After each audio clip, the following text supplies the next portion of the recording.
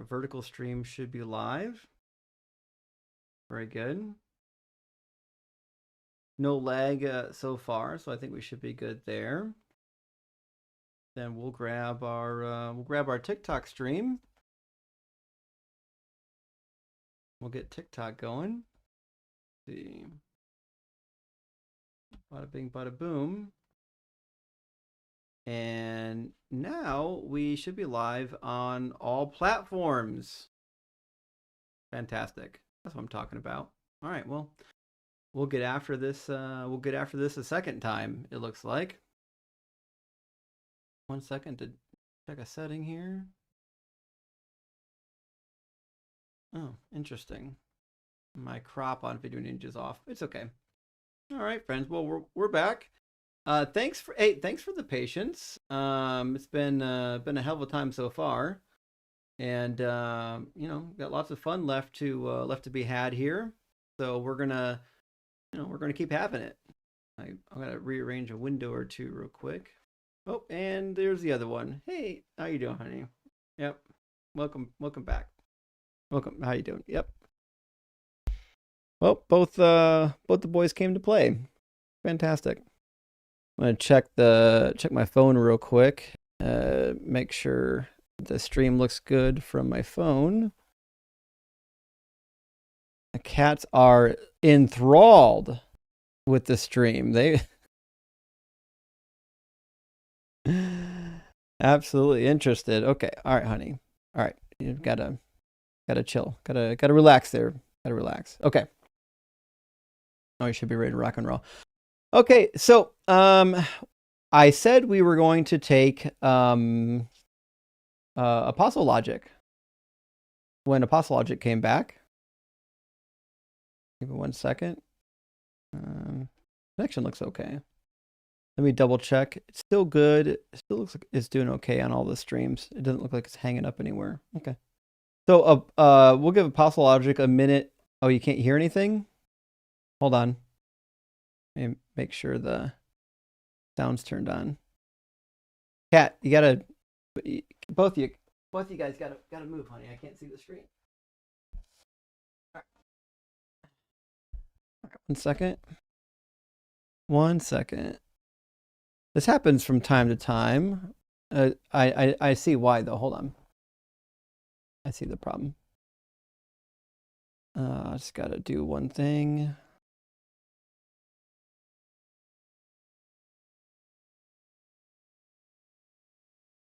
Okay, y'all should be able to hear me now. How about that? I forgot when I start TikTok Studio, I have to start my my soundboard software first. If I start my soundboard software after I start TikTok Studio, TikTok doesn't have a way of like catching up. So, but anyways, you guys should be able to hear me now on TikTok. Be good. Yeah, good to go now. Good. Okay, so we were going to bring in Apostle Logic first. Apostle Logic waited for quite some time, so I don't want to make him wait any longer. We could take a call.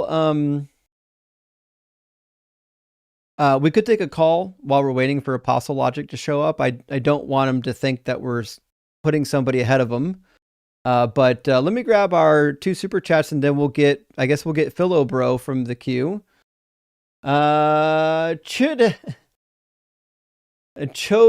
Chodicus, I'm never going to say that one. Chodicus, formerly known as Lockfury, says, GG, looks like a ROG will end his career with failure.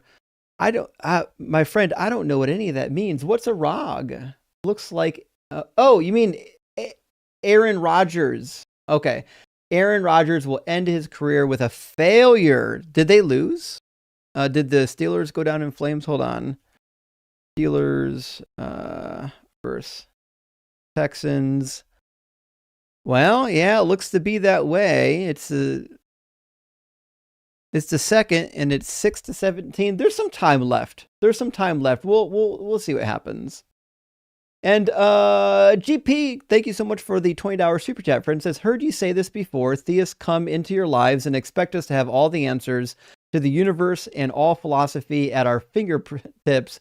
But we ask them one question about their book and they fall apart. That usually is the case, right? In order to debate the atheistic position, they expect you to literally know everything. And the minute you defer to an expert, all of a sudden they want to announce victory. The minute you turn on their book, things get a little bit hairy, which is why one of the reasons why I focus on the actual religions. And Chodicus Maximus, with a name and a profile picture change now, says expectations for apostle logic, please. I'm sorry. Expectations for apostle logic, me no God, prophecy, you am dumb, Jesus sins, baby paste. Listen, that's going to be. I'm willing to bet money that baby paste is going to be incurred during the apostle logic discussion. So we'll wait. I'm sure he'll be back any minute now. Oh, he's it. Look, now he said, I don't see the button. Come on. What do you mean you don't see the button? Is there a way to invite people up here? Hold on. I should be able to invite people somehow. It won't let me invite. There we go. Now I see the full list. I'm going to send you an invite right now. You get it? There we go. There we go. There we have it. I don't know. Yeah, on my screen is kind of weird. I don't know. I think maybe just be on my phone, but like for me, like somebody has to be here, and then I can click the request. If there's nobody up here, I can't click the request button. Yeah, that's kind of weird. That's why I wasn't able to accept it. I never see that. Okay, so you look like an intellectually honest person to a degree. So I trust you can probably give. Yeah, I trust you can give an objective view of why I am here and what we are here to discuss. Well, I think for the audience has some context. Well, there are some people who already know because they follow my TikTok. But so what happened was Apostle Logic and I had a 1 or 2 video series where we address God. I would say unjustly doing things in the Bible. And there seems to be a semantic debate, I would imagine, as to whether or not God actually does do that. Now, for those who didn't see the video exchange, do you mind repeat what your initial claim was in your first video? Yeah, that's partly the truth. So just kind of the overview is, I made a claim that, atheists tend to positively claim that God is a moral monster because he killed people in the Old Testament. This was my original video. Right. And I said, okay, there is a distinction between, I don't want to get banned on here, killing and murder.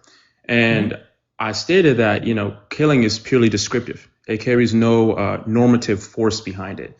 So if an atheist came out to say like, oh, God is bad because he killed X and Y in the Old Testament, there is no normative force behind that. So, and then I want to clarify is, as we Christian, we believe that killing there's no normative sense to it. So, and murder does carry a normative sense. And we believe that murder is the unlawful killing of an individual.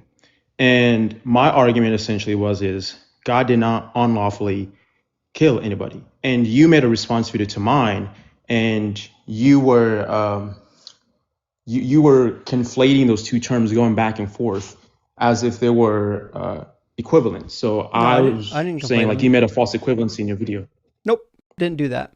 So the problem that you have is, okay, anybody can go back and look at it. Is your God is perfect, which means the definition of justice is entailed that you perfectly carry out fairness in your laws.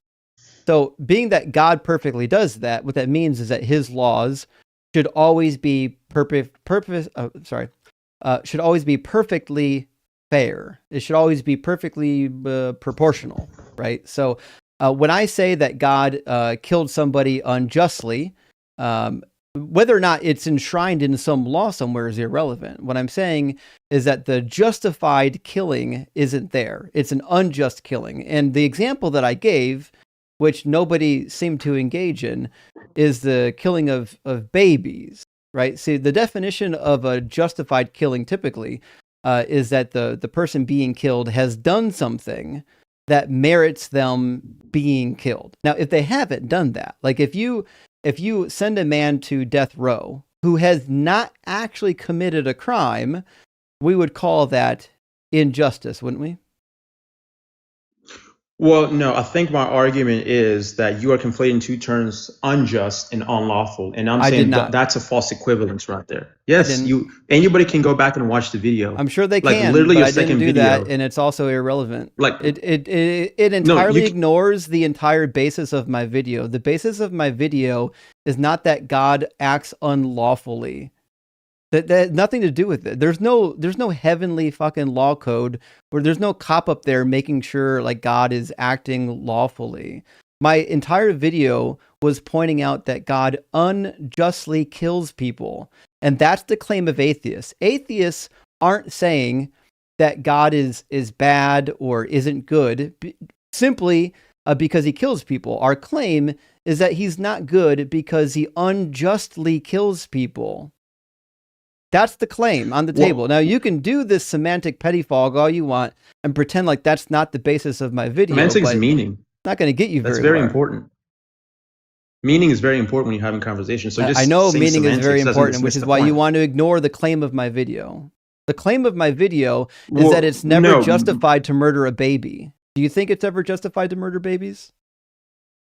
Again, you're moving the goalposts. That's not what the discussion That about. literally was So my video. my objection I spent was mainly 3/4 if of an my video atheist- demonstrating God doing things that are unjust, namely the killing of babies. I spent 3/4 of my video doing that.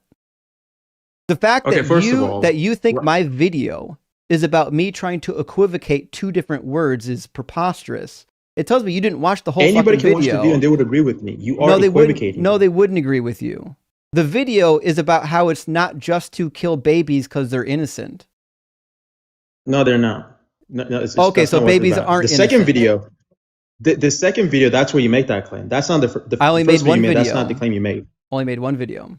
No, you made one video responding to me, and then you made a video responding to a comment that somebody made on your post correcting you but that for wasn't your to you. comment on my video. That was to Sage.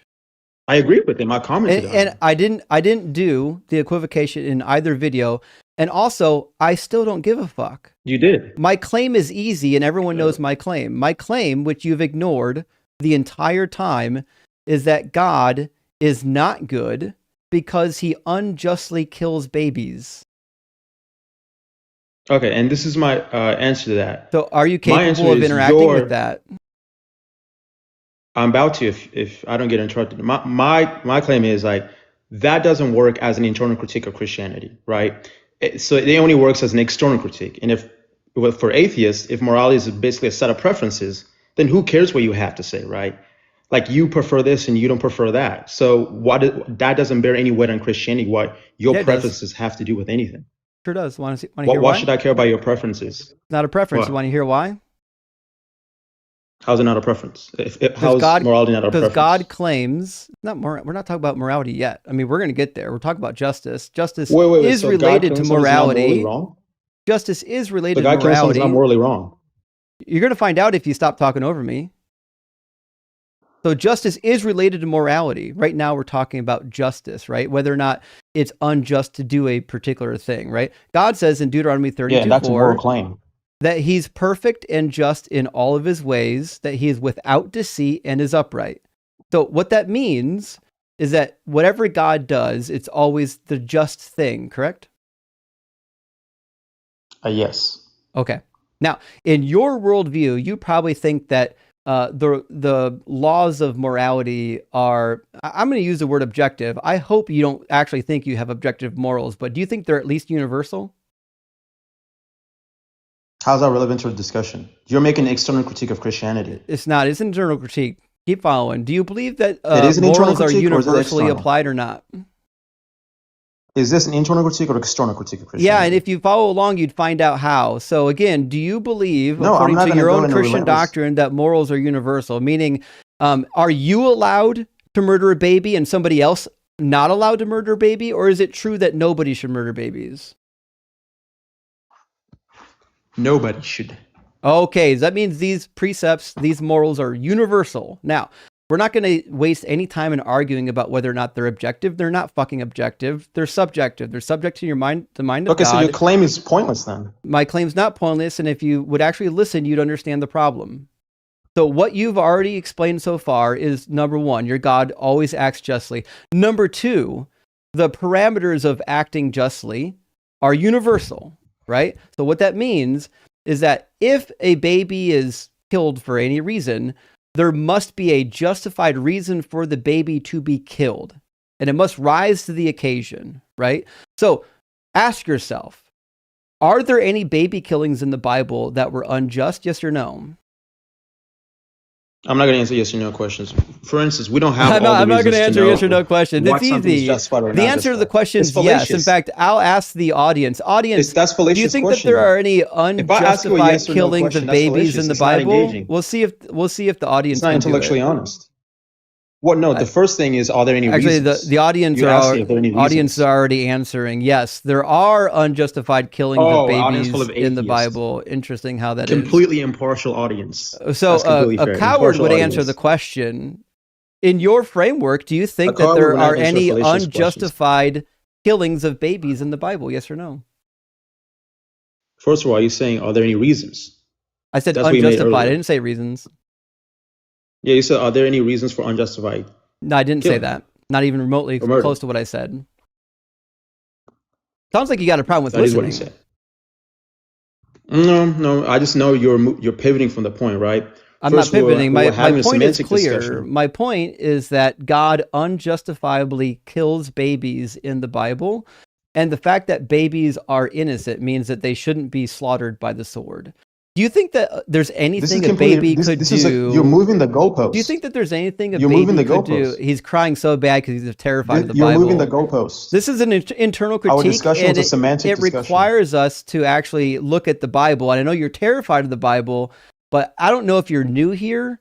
Reading the Bible is what we do like 3/4 of the time. So you're just going to have to suck it up and read the Bible with us. So are you making an internal critique or not? It's an internal critique? And it requires reading the Bible. Are you capable of reading the Bible?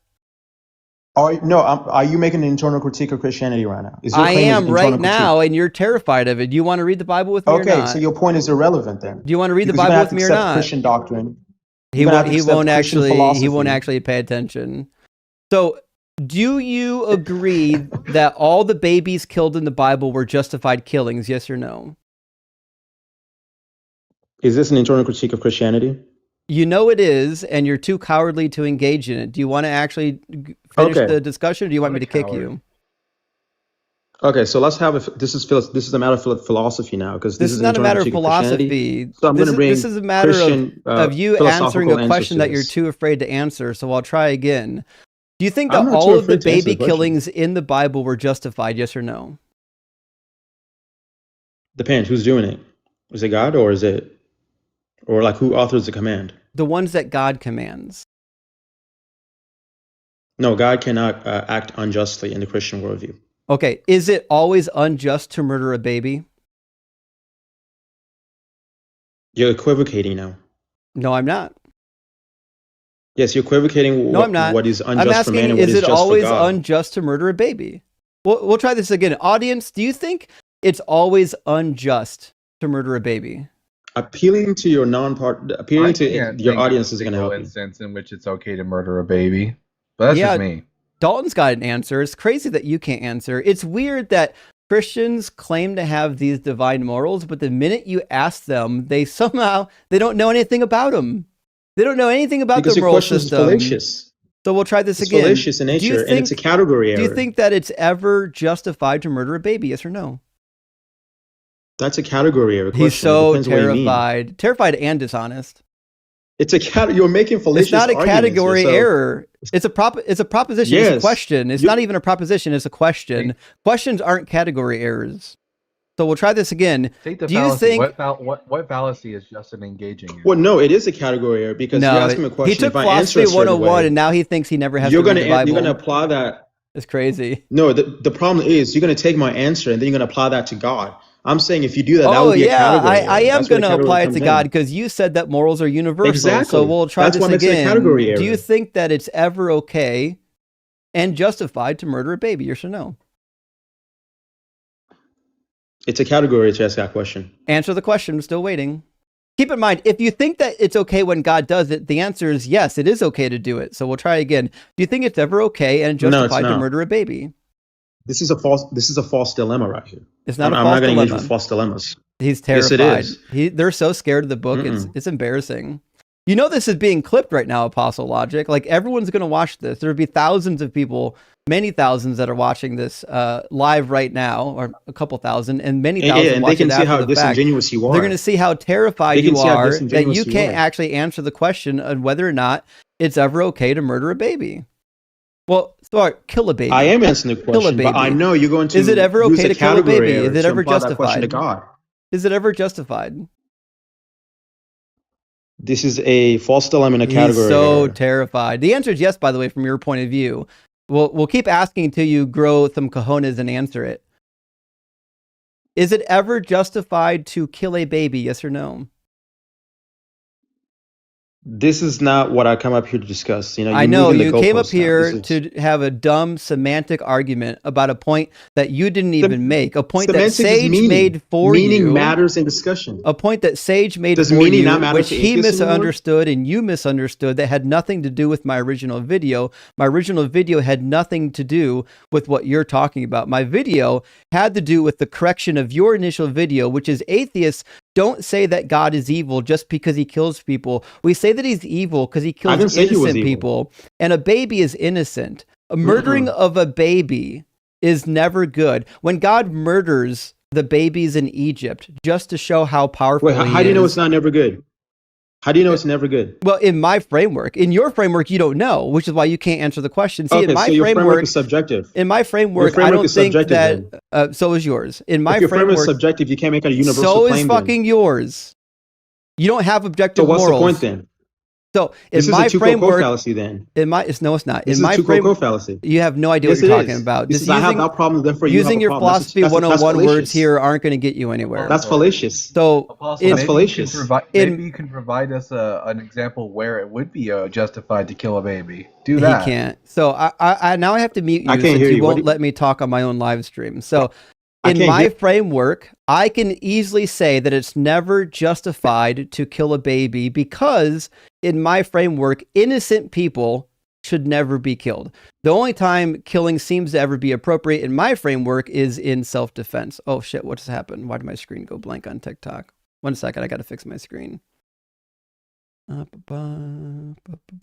I don't understand, Justin, why any of these Phil bros like claim Christianity if they're not going to talk about the Bible. Just be a fucking deist at that point. Because y'all present fallacious arguments. It's not. You have yet to name the fallacy. You're just too cowardly to actually engage in the argument. If your sense of morality is subjective, and he's terrified to not actually address the topic. So what I was saying was that in my framework, it's always wrong to kill a baby because in my framework, it's wrong to kill innocent entities. I think that babies are innocent. I don't think that they're guilty of anything. Now, I asked Apostle Logic... Is that a universal claim? In your framework... Is that a universal claim?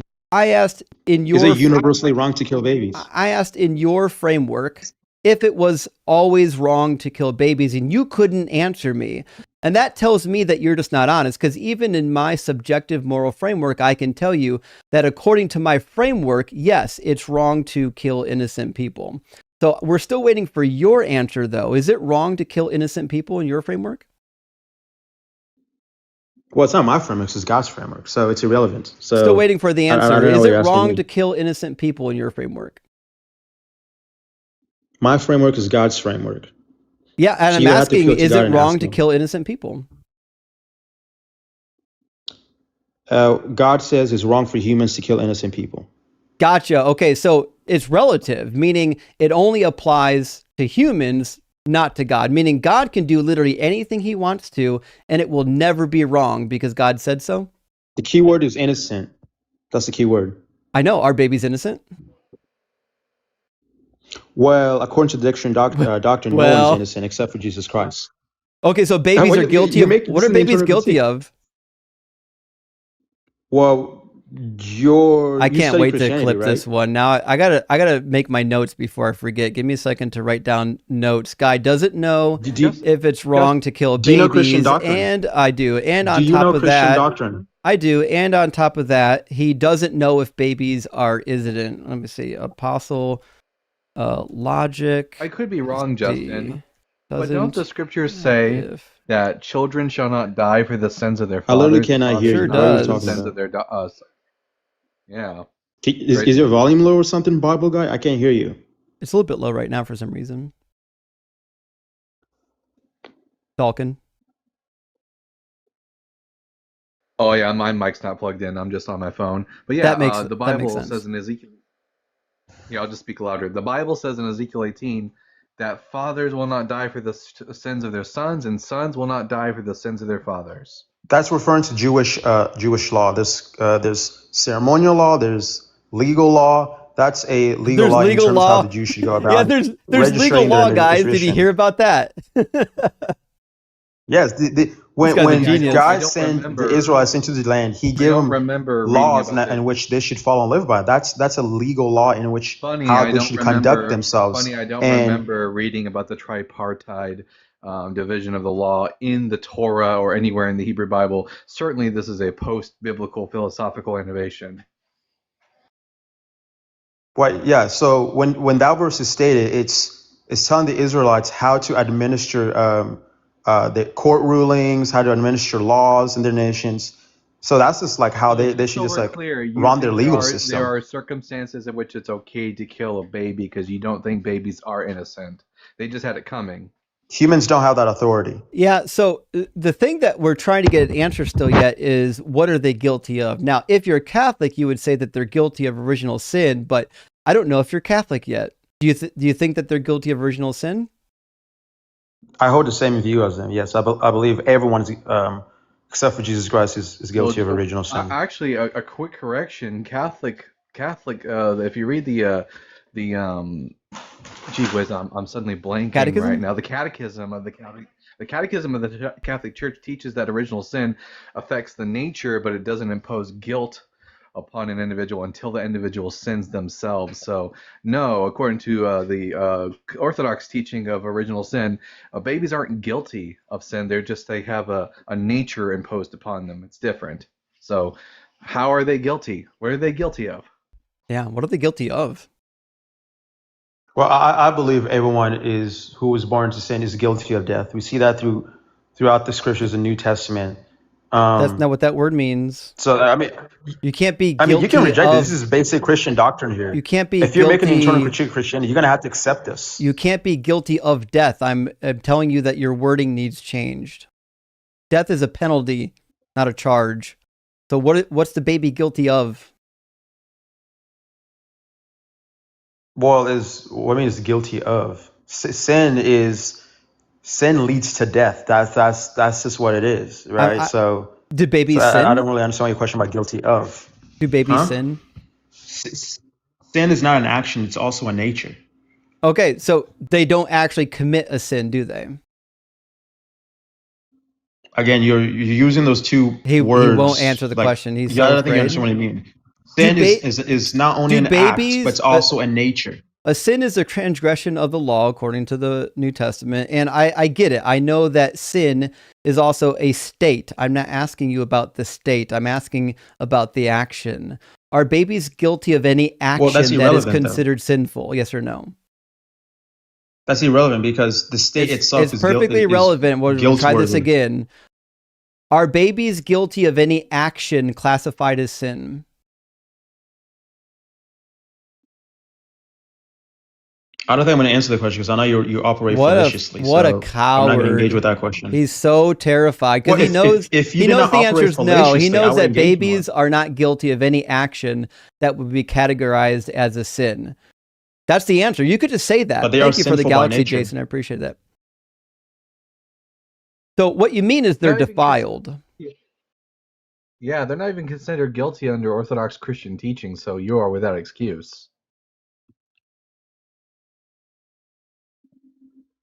What was?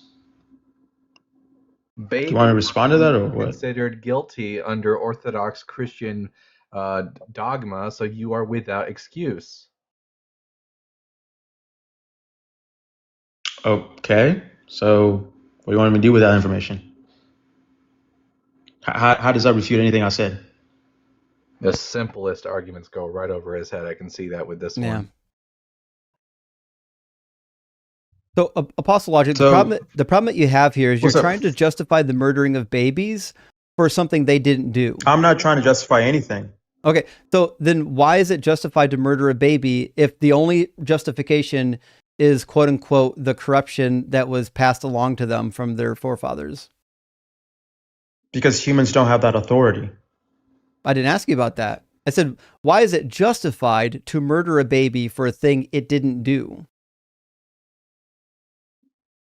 I think your question is fallacious because it assumes that Nope. I believe it is justified I'm for asking, humans to do it.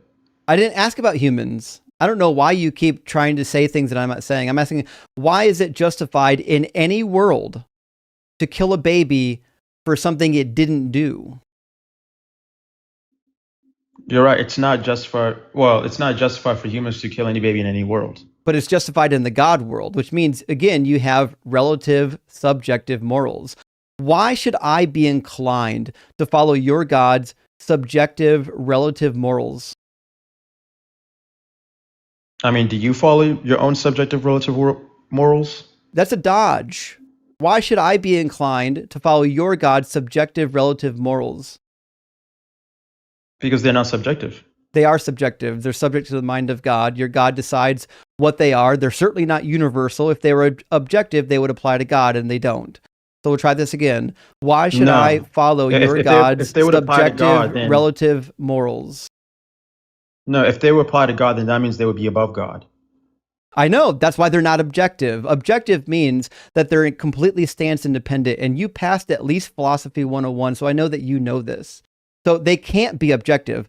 Plato settled this like 2,500 years ago. The morals aren't objective. They're subject. They're subject to your God's mind. Your God decided that we have one set of laws that we have to follow, and he doesn't have to follow them. That makes them both subjective and relative. So why should I follow your God's subjective relative laws? Well, first of all, if you're referring to the Euphoria dilemma, I don't know how to pronounce it. That dilemma is pretty regarded by at least theist philosophers as a false dilemma because we believe that God is intrinsically good by nature. It's part of his definition. It's like, well, you can define it any way you want to. That doesn't make the problem go away. So what you've done is you've just defined God the way you want. That doesn't fix the problem. The problem is definitions. The definition of objective means that it's independent of any mind. And if it's objective, that means it applies universally, which you said that earlier. That's why I pinned you on it. When you first came in, I forced you to say that morals are universal. But what you're telling me is not only are they not universal, they don't apply to God, and they come from God's mind. He decided what morals are, didn't he? Well, he didn't decide it like arbitrarily, no. I didn't say arbitrarily. I said he decided. He made a decision what he's going to allow and what he's not going to allow, didn't he? Well, I feel like there's something that we're missing here. You're making it seem like you just like, I prefer B over X. So I didn't say that. You're trying so hard to get ahead of my argument. You have no idea what my argument is. Stop trying that. So it's obvious. Your God decided what is moral and what is immoral. That means it's mind dependent. That means it's subjective. It's subject to your God's mind. It's also relative because they don't apply to God. They apply to us, but they don't apply to God. You also think they're relative because I can guarantee you think that they change. You think that when Jesus came, they changed. So what you have are relative subjective morals, and I've yet to hear a good reason why I should follow your God's subjective relative morals. Well, that's because God is not mind independent in the sense that God is a mind, right? But God is objective in the sense that God does not depend on human minds. God's nature does not change based on opinions. God's existence and nature are not subjective. Again, I didn't say that God existed subjectively. I think you're really getting lost on basic word definitions here. I said morals exist subjectively because your God decided what they are.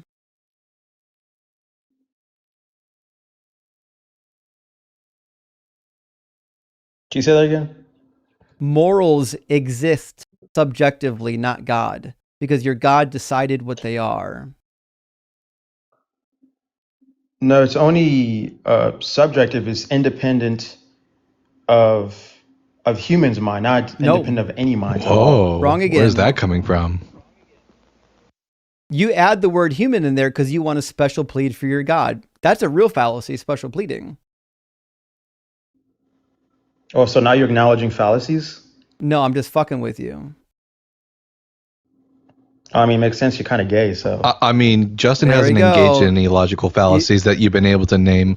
You know, it has to come up. You know, the homophobia is going to come out. You realize that in our circles, calling someone How's that gay is not homophobic? an insult, right? Then what did you say was homophobic then? How do you feel getting pounded by a gay guy? Because you're taking back shots right now. This is embarrassing for you. This is why when you interact with people on the internet, you shouldn't come in with this type of bravado, because what that means is you are going to take actual fucking rhetorical back shots on the internet in front of thousands of people. That's why when you're going to be an apologist, you shouldn't start your videos by claiming that you're destroying atheist arguments. You should actually do what the Bible says in Colossians 3:8 and say something with a little bit of humility, with a little bit of grace. I mean, not only that, but he's getting double teamed by us. So like, it's like, right? Yeah, it's kind of crazy, isn't it? I kind of come up here to debate you, but you have to bring your buddy up here. Dalton's so it's always crazy. He's live with me all the time. Are you terrified of? Are you scared of him? No, I think he is. I just thought atheists, were more confident themselves. I didn't know they had to double team a Christian. Yeah, swallow real deep there. Try to get that phrase out. I'm sorry. Has Dalton said anything that I didn't say? It doesn't matter. It does matter. Okay, so the reality is he has to point to everything other than the. Yeah, he'll do nothing. He has to point in but diverse for everything. Yeah. I'm not getting cooked just because you moved the goalpost. It doesn't mean you win the conversation. I didn't move the goalpost. I brought you back to the actual main point of the video, which we were discussing, which is that God acts in ways that are horrific. He's a fucking monster because he murders babies. He bashes their heads open. Let me ask you, is it justified when God has women raped in the Bible? Is that justified too? What do you mean he has them raped? He causes them to be raped. How does he do that? How does he cause them to be raped? You tell me. I'm asking the question. How does he cause it? He says he causes it. You're the one who makes the... You're the one who made the claim. Let's I mean, I can tell you how he does it. He uses the Babylonians to do it. I'm asking you whether or not you made the claim. So I'm asking you how that is the case. I'm asking you whether or not it's justified when God says I'm causing the women to be raped. Let's just make sure he can't. Let's make sure he can't back out of this. Apostle, you agree that the Hiphil stem would indicate like causation, right? But no in way Hebrew he knows grammar. what that is. The Hiphil stem? Yeah, if we have a Hebrew word that's in the Hiphil stem that it's indicating causation. Hebrew, of course you don't. I don't think any average person studies Hebrew, so it's not really I average. think you're confused about that. Both Dalton and I both have. Yeah, I said average person. I'm sorry. I guess we're above average, my brain. I guess so. I guess we're above average. This guy must be below average. So God says that he's bringing the Babylonians. And then other times he says he's bringing the Medes. He's bringing people in battle all the time. And in Isaiah 13, he talks about what the Medes are going to do to the Babylonians because he's stirring up the Medes against the Babylonians. And he says their infants will be dashed to pieces before their eyes. Their houses will be plundered. You keep moving the goalposts, and their wives will be raped. Here. It's crazy that he can't I came here to discuss the false equivalency you made. You didn't come here to discuss that. You came here to actually run away from the topic at hand, which is God unjustly murders people in the Bible. Well, I can see that Apostle's number one tactic is simply to use philosophy terms that he doesn't know the meaning of. That seems to be his tactic. So it's a powerful rhetorical tool. It's almost as powerful as nuh-uh. So this is basically me telling you, as I did in my response video to your first video, that all you've done is straw man the atheist position. Atheists don't claim that God is bad or God is good or anything like that, or not good, just because he kills people. We claim it because he kills people unjustly. He does things that are fucking horrific to people who didn't have it coming. And a prime example of that is babies being dashed to pieces. If you choose to punish somebody by having their baby dashed to pieces, that's fucking horrific. If you choose to punish your own people by having them cannibalize their own children, that's horrific. Did you know that the God of the Bible causes the Israelites to cannibalize their own children as punishment? Is this the verse you're referring to? No, I got a bunch of them. This is one of them. So can you read it for us? Yeah, it says their infants will be dashed to pieces before their eyes, their houses will be plundered and their wives raped. See, I am stirring up the Medes against them, who have no regard for silver and do not delight in gold. So how does this have to do with anything God causing it? He's just describing what's going to happen. Yeah, he's bringing the Medes to do what? It's crazy how their reading comprehension drops off so fast. To do what? No, he says, I'm stirring up the Medes against them. To do what? So he's huh? To do what? There is no to do what. He just says, I'm stirring this in them. It's and crazy they will how do this. words elude them. It's on the screen. He has no excuse. Verses, it doesn't give you the full context, so it's already kind of. We know the context. And again, you just what? We know the context. The context is very clear. God is stirring up the Medes against the Babylonians to do battle. We know this because we've read the book and you haven't. He says it in other passages too, by the way. This isn't the only passage. It's crazy that you think this is the only passage where he says this kind of thing. He says it again in the book of Jeremiah. I'll put that one up there for you too. He says, sharpen the arrows, fill the quivers. The Lord has stirred up the spirit of the king of the Medes, because his purpose concerning Babylon is to destroy it. Oops. God is stirring up the Medes to go to war against the Babylonians. And part of that action, part of that punishment includes babies being dashed to pieces and women being raped. One of my favorites is actually Jeremiah 19 verse 9, which actually says it quite explicitly that I will cause them to eat their sons and their daughters. Yep. God literally says, I will cause them. Sure does. You know, this whole debate hasn't been a win for you at all, because all you've been doing is just moving the goalposts. We're not goalpost shifting. It's been a huge win.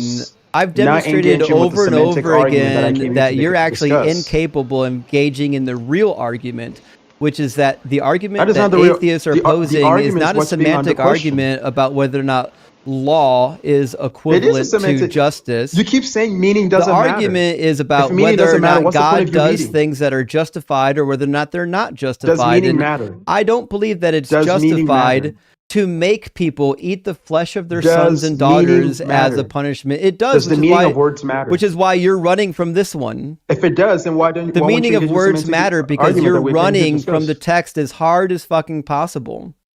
Well, you're the one who says the meaning of the text doesn't even matter. I didn't say that. I didn't say anything like that. No, we've said the exact opposite.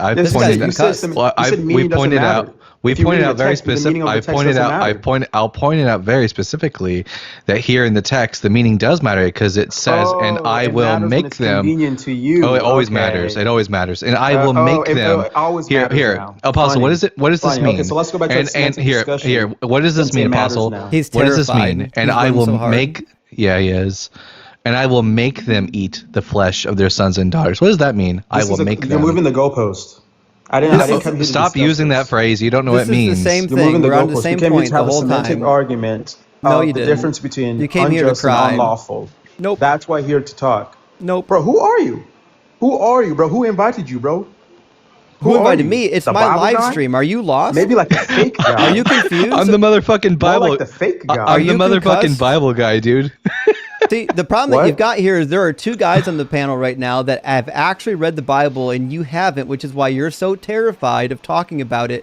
You're dying to run away from it. I'm not terrified to talk about it. I came here to have one discussion, which is only. What does it I'm not the mean one when presenting God says, fallacious "I will make arguments them here. eat the flesh of their sons All and the your flesh of arguments their are daughters"? fallacious. What does that mean? I'm not going to engage with fallacious arguments here. Yeah, I wouldn't engage in that with either Christian either. I'd be terrified if that you want to talk about the fallacious Bible, Justin, argument, I'm yes or no questions are if you want fallacious. to Justin, talk about the Bible, I'm not convinced that I would apostles join even. one of other lives I'm to not discuss. even convinced that this jackass has even been to philosophy 101. He hasn't even passed that class because he keeps using these words and he doesn't you don't know what they understand mean. words? You don't he understand definitely- them? You don't definitely understand the doesn't know words. what This these is the words problem. mean. He keep No, using these this words. this These guy's big words struggling. that I don't Okay, understand. These big so- words. Since you're actually completely and entirely incapable of engaging in the actual meat of the discussion, I'm gonna now You moved the cook you. goalpost. I'm gonna now cook you on the point that you think that you are gonna run away to, and it's not gonna save you. So the reason why you think that I accidentally conflated justice with lawful is because you don't understand your own unlawful. fucking worldview. So as it turns out, if No. God is perfectly You already just, ma- that means that his laws are always just. fallacious again. So what that means is Straw that man. This is another straw God's man right here, laws bro. always match what is just. No, So no, if you say, no, is it that's- lawful to do something? It's That's also not it. the same to say, is it just to do something? Because God's laws can never be This unjust. is so embarrassing for you, So bro. asking if Oh God my can do gosh. something that is unjust, or a human, can they do something that's This is so unlawful, embarrassing, bro. is the same in the Christian framework. It doesn't matter. In the You- human you- framework, you it's not the just same strawmanned because in the it. human No. framework, justice and lawful are not the same. For No, example, it you're was not cooking, lawful little at bro. one time to kill You are not people. So, cooking. for example, if we go to various points in history, it was You're not lawful. cooking nobody. I know you're terrified to This is actually a straw engage in man. the substance. So if It's you listen, you unjust could and actually unlawful, engage. You not can actually just and engage in it. lawful. So we'll try this again. So I'm not going to engage with there your were false periods with of time with the straw where man. it was lawful to kill people. Do you This know is a that? straw man of the argument. Do you know that? This is a straw man. Do you know that? It's a straw man. Do you know that? We're talking about unjust and unlawful. Yeah, I It's know. unjust and unlawful. I'm explaining You said why in just the and God lawful. That's completely worldview, different. there's no daylight between lawful oh and my just. gosh. When your God is perfect, what that means It's not is that lawful. all It's of his unjust and laws, unlawful. all of his laws are Oh just. my- That's what that means. This is so embarrassing, bro. It's Oh my embarrassing God. that you can't actually engage This is a complete in the topic that you everybody can wanted to see. run away from. You wanted to have this I am- discussion because you were too You afraid to fucking- have the real discussion. And now that I've started This is amazing, outlining bro. the No. problem, you have No. nothing to say. All you have is No, crying bro. and nuh-uh. The law of the Lord is perfect. No, Psalm 19, verse It's 7. unjust and unlawful. If God's Those laws are the words. are perfect, not just and lawful. then what that means is that they're always just. Oh, That's what that means. gosh. Can you have a perfect law that's unjust? I'm not engaged with your straw man, bro. He can't do I would it. He engage with can't this if fucking you do would- it. What a coward. These guys are Okay, pathetic. steel Let man me my let me argument. try All I've Dalton. Steel heard- man my argument. Dalton, let me ask you a question. Can you have perfect laws that are also unjust? No, it's impossible. It's would impossible. be There you perfect. go. Convenient. So what that means An atheist- is that all of God's laws must be just Don't. because God is perfectly just according No. to Deuteronomy 32 and according to Psalm 19, his laws are perfect. So what that means is that all of God's laws are just. There's no daylight in the God worldview from his point of view between justice and lawful. God will never make things lawful that are unjust, and he'll never make unjust laws lawful. This is a straw man. It's not a straw man. You're just too dumb to engage in the actual topic. You've now failed you wanna twice steel man to it? actually understand Steel man what the my problem argument. is. Steel man my argument. All I've seen Yeah, I'll from pass. this, all I've seen from Steel man this, the argument. all You I've haven't made seen one from yet. this child tonight is that Okay, he so let me make he one then. Let me make refuses the to steel man engage argument. with. Shut up. He refuses to engage with anything you say. Because everything is a straw man is fallacious. You don't I'm know not what gonna those. engage with fallacious arguments. Stop using those words. You don't know what they mean. It's Oh, you don't embarrassing. know what words means now? It's No, embarrassing. my you don't gosh. know what those words mean. Boo-hoo. It's The so- atheist doesn't know the meaning of I hope words. this guy's mom isn't watching this video. This can be very embarrassing. I can't wait to edit this Leave my video mom out of and this. and clip it. It's gonna be so funny. That's gonna be a fun Yeah, one. it's gonna be so funny being I'm not, embarrassed. and I'm not isn't gonna it? be. I'm not gonna be gentle with him when I edit the title and stuff. I It's not wouldn't. gonna be pretty. Yeah, I'll make you're sure gonna I'll make twist sure in to a way go where it to looks his bad. TikTok page and get the most unflattering video for the thumbnail. That's Oh, crazy. Okay, first of yes. all, are you going to steal man my argument, or are you just going to present straw man and fallacious argument? Well, you haven't presented an argument. Okay, because you've been interrupting. You want to hear the argument? Let's have it. The argument is, before you strawmanned it, is a semantic distinction between unjust and unlawful. And you made a false equivalency in saying those two are the same word. You're using them interchangeably I didn't as say if they that. have the same meaning. Nope.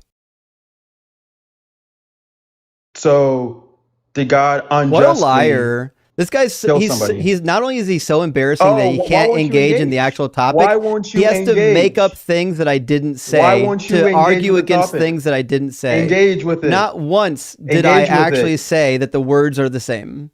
Engage with it. I did. Did you hear my response?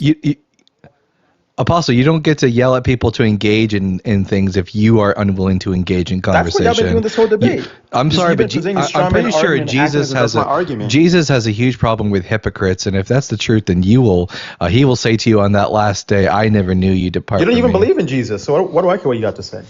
A constant should hear what your Bible diversion. says. He'll never actually listen to the words coming out of your mouth. His ears are full of Jesus. So are you going to blood. steal my argument or not? Your argument's irrelevant because it has nothing to do with words that left my mouth.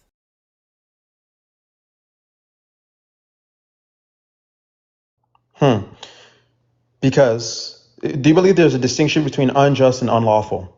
Yes. Okay, so your whole argument you made against my video is completely wrong then. Wrong. And your my response to that argument had guy's nothing argument to is completely do wrong. with those words being equivalent. You can't listen. Yes, it did. You're incapable Yes, he of did. listening. My So argument. the guy you made a In video fact, for, I'll pull it you up just for proved you. that he was right. I'll just pull it up for you since you're such a liar. Wait, We're hold gonna on. play. We're gonna Can play you it for put the the video entire on screen? audience. Yeah.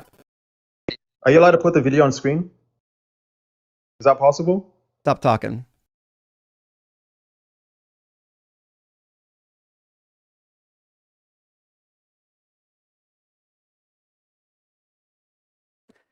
Anyone with 5 brain cells will understand the point of this video, and it has nothing to do with the two words being synonymous. All right, let me turn the volume up.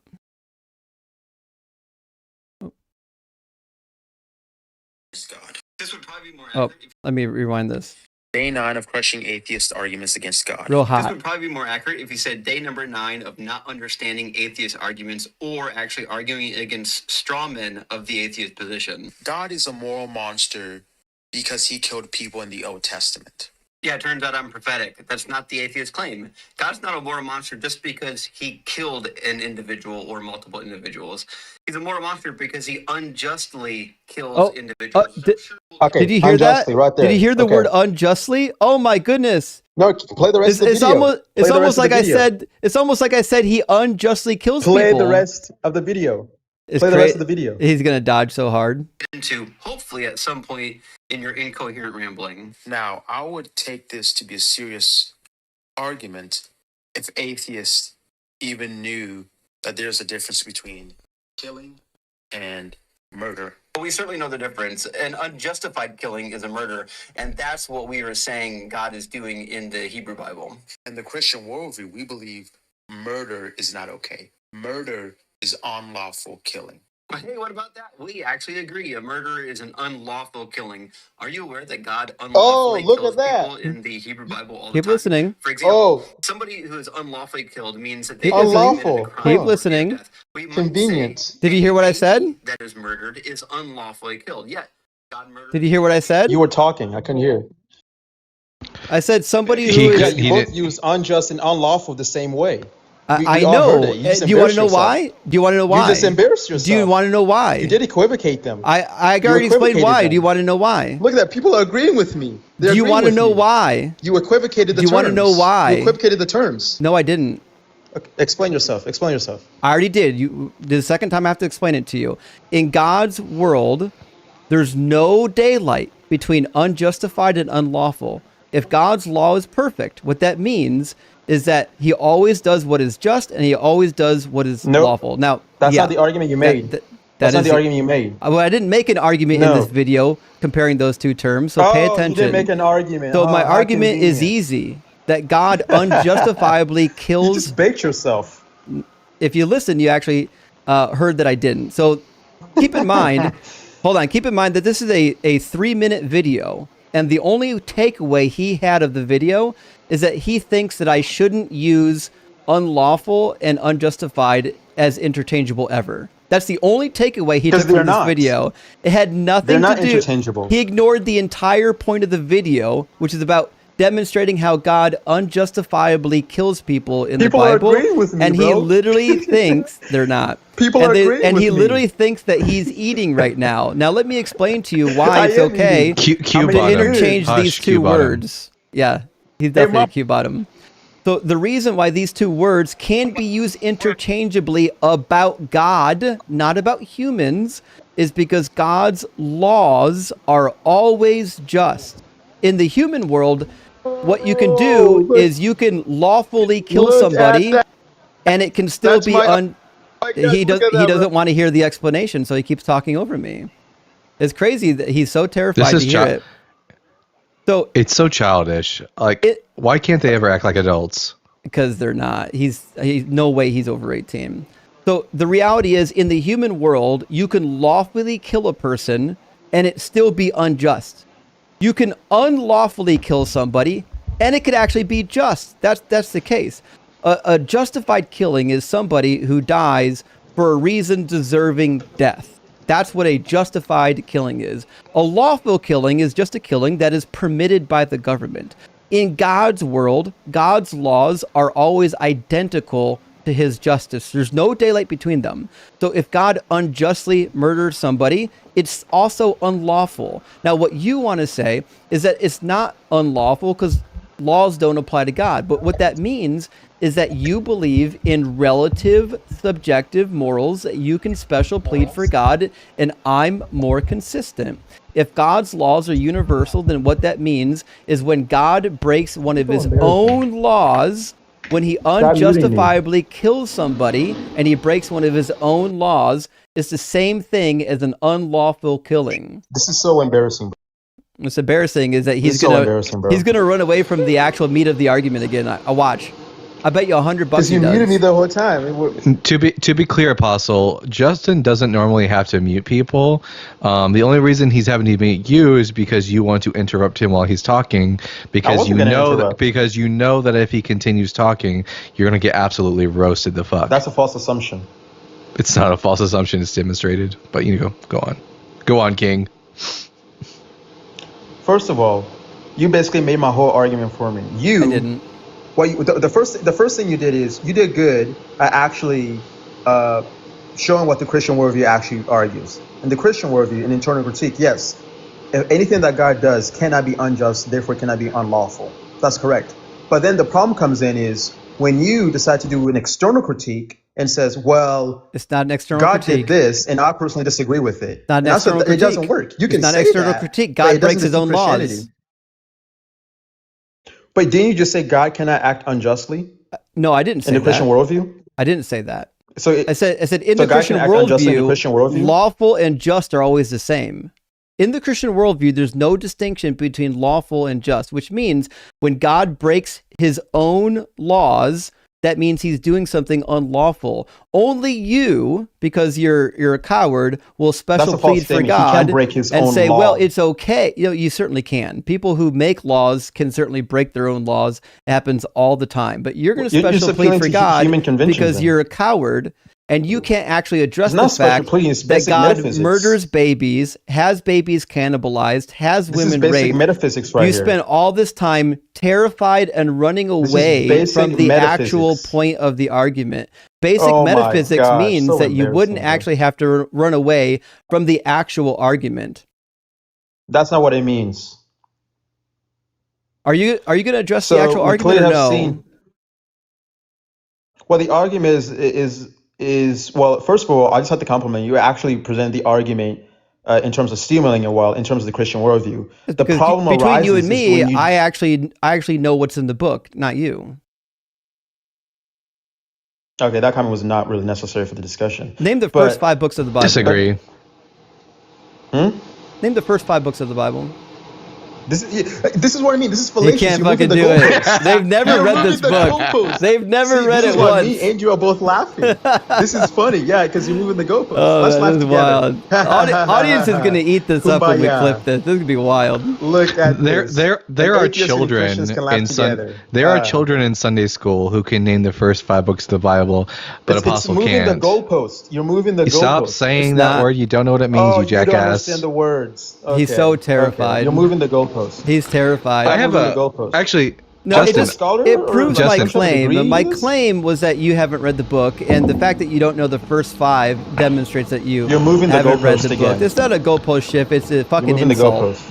And if you were bright enough, you would have caught that. Dalton, what are you gonna say? Actually, I have a picture here of Apostle. Wait a minute. What's that? Oh, a projector. It's a projector. Dude's fucking projecting hard tonight. Okay, that was funny. All right. Well, listen, Apostle, you're unwilling to engage in the actual discussion. You want to spend the rest of the night in semantic petty fog, arguing about whether or not my use of the word unlawful is appropriate, and nobody gives a fuck about that because everyone knows that my video wasn't about whether or not those two words are equivalent. My video was obviously about how God unjustly kills people. You lost the debate. And you're actually unwilling to engage in that, which means you lost by default because you fucking forfeit. You presented straw man arguments, so yeah, nope, of course I didn't engage. Certainly in straw man didn't. Arguments. Mm-hmm. I tried to engage in the argument, and you ran away from it like a coward. You tucked your tail and you ran. And now you're starting around like you've done something, and you've done nothing other than embarrass yourself. You should be ashamed of yourself. Do you think that you made Jesus proud tonight? We all of us laughed at you tonight, but remember we were laughing together at you. Do you think that you made Jesus proud tonight? Of course I did. Oh yeah. Did you follow Colossians 3:8? Yeah, of course I did. It says, but now you must rid such things, anger, wrath, malice, slander, and abusive language from your mouth. Colossians 3:12 says, as God's chosen ones, holy and beloved, clothe yourself with compassion, kindness, humility, meekness, and patience. You think you did that tonight?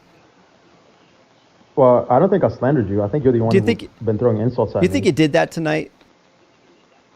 Well, actually, every time you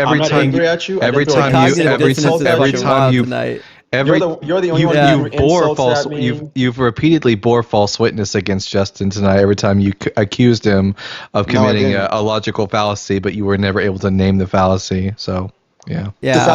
He literally like broke down in the middle of the first argument and called me gay, and then insinuated that you were gay, like it's some kind of an insult. But I get that. These homophobes. Is that an insult? Isn't it? These homophobes. Is it an insult? These homophobes are like really confused. So it's fine. We're pretty much used to that. We're used to Christians being homophobes and not being able to control themselves. I'm just gonna keep muting him until he stops talking and see what happens.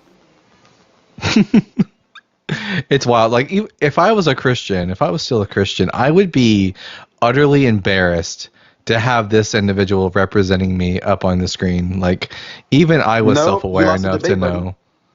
Whatever you say, bud. Yeah, that's how debates work. Just scream that the other person lost until it's true, right? Yeah.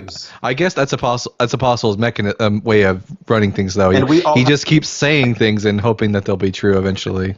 Yeah, that's until you make it. Hey, like whatever lies you have to tell yourself. All right, listen, now we're going to give you the opportunity to do something actually good here. And that opportunity is, if you want to redeem yourself, you have to actually like give us a good reason why your God is real, maybe a good like personal testimony of some nature, and then maybe you can win us over. What do you think about that? That sounds good to me. All right, but you only got 5 minutes to give your testimony, okay? Testimony? Oh, okay. I think you just wanted an argument for why God's real. No. My personal testimony? Well, let's see. How did that come to Christ?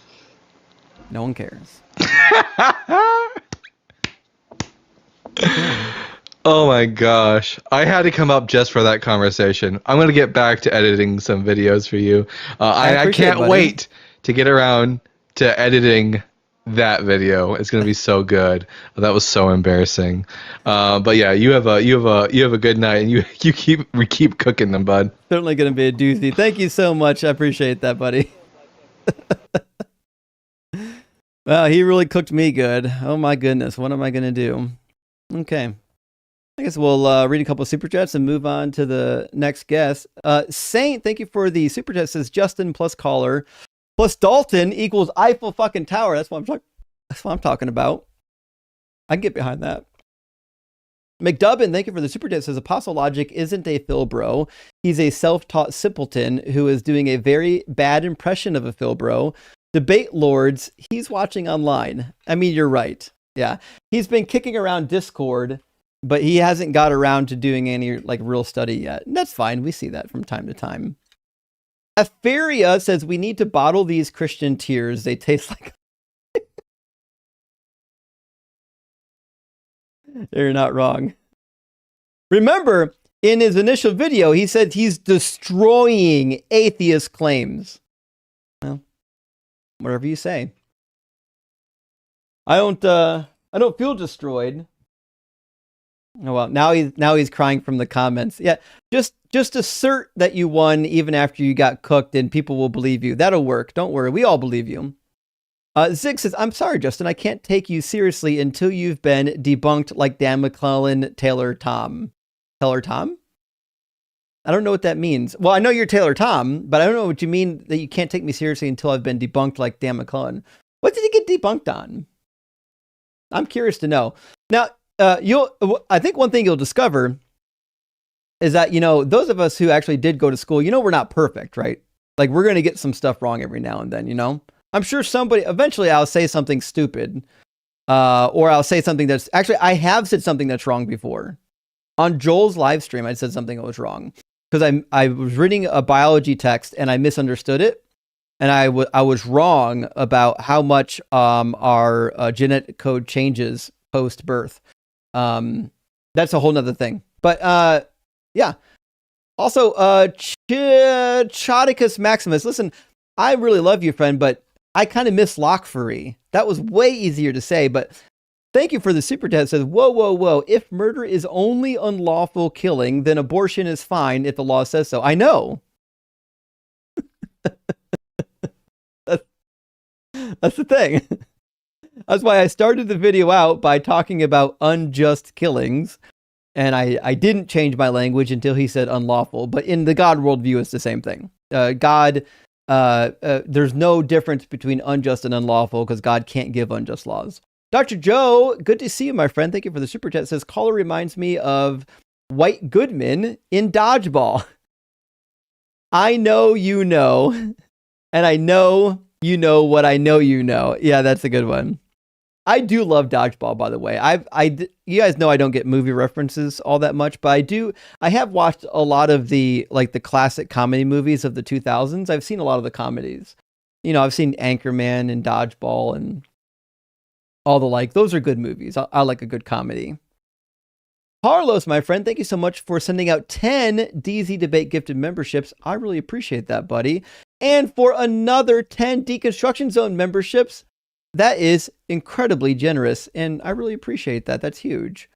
And Lockfree coming in again says, any killing justified by Texas law is not murder. Texas Penal Code 1902.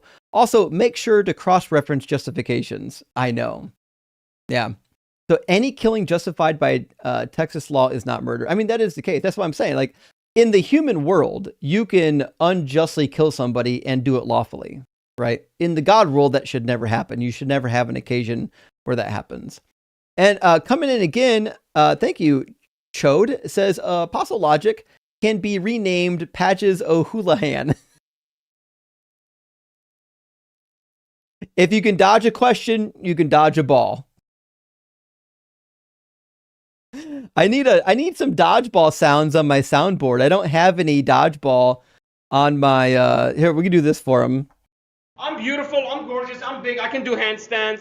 That's the the energy I'm getting from Apostle Logic. Science Lover says, dodge, duck, dip, dive, dodge. Another dishonest Christian, and that is the case. I know Apostle Logic really thinks that crying in the comments after taking his blows is going to make him look better, but buddy, it just makes you look worse. You're not helping your case here. People are literally just going to watch you get trolled up here while you're down there. And GP said, I love Raw Soul's crashing out too. Raw Soul, you've literally lost every debate I've ever watched you in. You're just as sad as Apostle Logic. GP says, is this an internal or external critique? Said the guy in favor of unaliving babies. I know, isn't that wild? That in the discussion of whether or not it's justified to murder innocent babies, he's really concerned about, hey, is this an internal or an external critique? That's the most important factor here, actually. And Adam says the Bible is garlic to Philbro's vampires. I know. It always is. Absolutely is. And even when you engage into their like bad philosophical morals, they won't engage back. Why should I have to follow your subjective morals from your relative moral God? Why? Give me a good reason. 55445 said, remind these Christians that in Genesis, God himself says we know right and wrong like he does. So our understanding of right and wrong is the same. I mean, that should be the entailment from the claim, right? So if we now know good and evil because we ate the fruit according to Genesis 3:22, then yeah, of course we should know right from wrong. You know what I mean? And GP says your framework is subjective. Love when they think that's a gotcha. Come back to the table when you've actually learned something, Chad. I know. My framework is fucking subjective. I know it. And so is yours, and you don't know it. And that's what I'm here to tell you, friends. Behold says apostate logic, apostate logic defines fallacious as disagrees with his presuppositions, and that is correct. I won't tell you which fallacy it is, but it is fallacious, no matter what. And Chode says, welcome back, Darth Dawkins. Oh, that's good. I like Darth Dawkins for Dalkin. Okay, I like that. We need we got to get some Dalton sound clips on the soundboard. Chode says, sin leads to death. Death leads to suffering. Suffering leads to dark side. Oh, that is the case. We didn't really even get around to the problem of suffering and evil. We should have done that. It is what it is. Kenneth, thank you for the 1799. Says this guy just wants argument for argument's sake, like any Philbro. It's all goalpost shifts and big words. Let's read the Bible based on your views. I agree. I want to read the Bible. Listen, if you're a Christian and you can't sit down and read the Bible with me, then you're a waste. Herbie says, for soul believes, does soul have mass, weight, shape, smell, color? Does soul move around the body? Can it be seen on x-ray? What is soul made of? Also, great that Dunton could come back to life. I agree. That's a valuable question, right? What is a fucking soul, right? If they exist, how come they're entirely and completely undetectable? I think the best answer is because they don't fucking exist. Kid says Justin causes more crash out than freeway in Los Angeles on a rainy day. Yeah, that is the case. That is the case. I knew he was going to crash out though, by the way. Like I already knew. I watched a couple of his videos. I kind of got a flavor for what he was going to be like. I knew that was going to be a crash out before he got here. That's why I fired up the grill early. Aaron says, man, smug wannabe Philbros are somehow more unbearable than actual smug Philbros. I agree. Refusing to listen or form a cogent argument and then acts this smugly. I feel bad for his ancestors. I know. He's embarrassed his whole family. I hope they don't watch this. Although I will publish it so that they can. Code says, so apparently the logic of the apostle is lacking, sending their best every time. I know. The people ask, is God sending his best? Unfortunately, I think he is. It just happens to be that the best isn't very good. And Manager 1981 says, didn't say anything, but sent 5 Deconstruction to gifted memberships. I really appreciate that. Memberships help the channel out immensely. I can't emphasize enough. I really appreciate that. And Everlasting Gobslopper says, Apostles Diary entries. Day 1. Oh, let's make a channel. Day 4. Woo.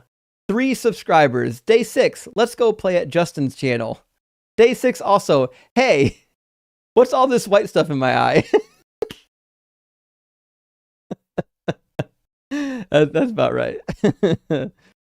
And Titubin says, keep up the great work. Well, thank you. I appreciate supporting the channel. And I am the big cheese is here tonight. Says, imagine if divine command theory was true, but the believers go to the same eternal torment, but are compelled by the Holy Spirit conviction to believe it is paradise because God said it was perfect. Oh, it could be that God is just deceiving everybody for reasons that are beyond your your capabilities of understanding, and that he's testing you to see if you're an immoral POS. And people that are able to justify killing babies go to hell because it's awful. And last super chat from Matthew. Thank you for the super chat. Says, guess Justin needs to retire now. He got cooked bad. So many fallacious straw man go posts. Also, response Mormon got earlier. LDS Church has had to soften their stance on so many obviously false claims. I know. True, like on letting people, like letting African American people in leadership.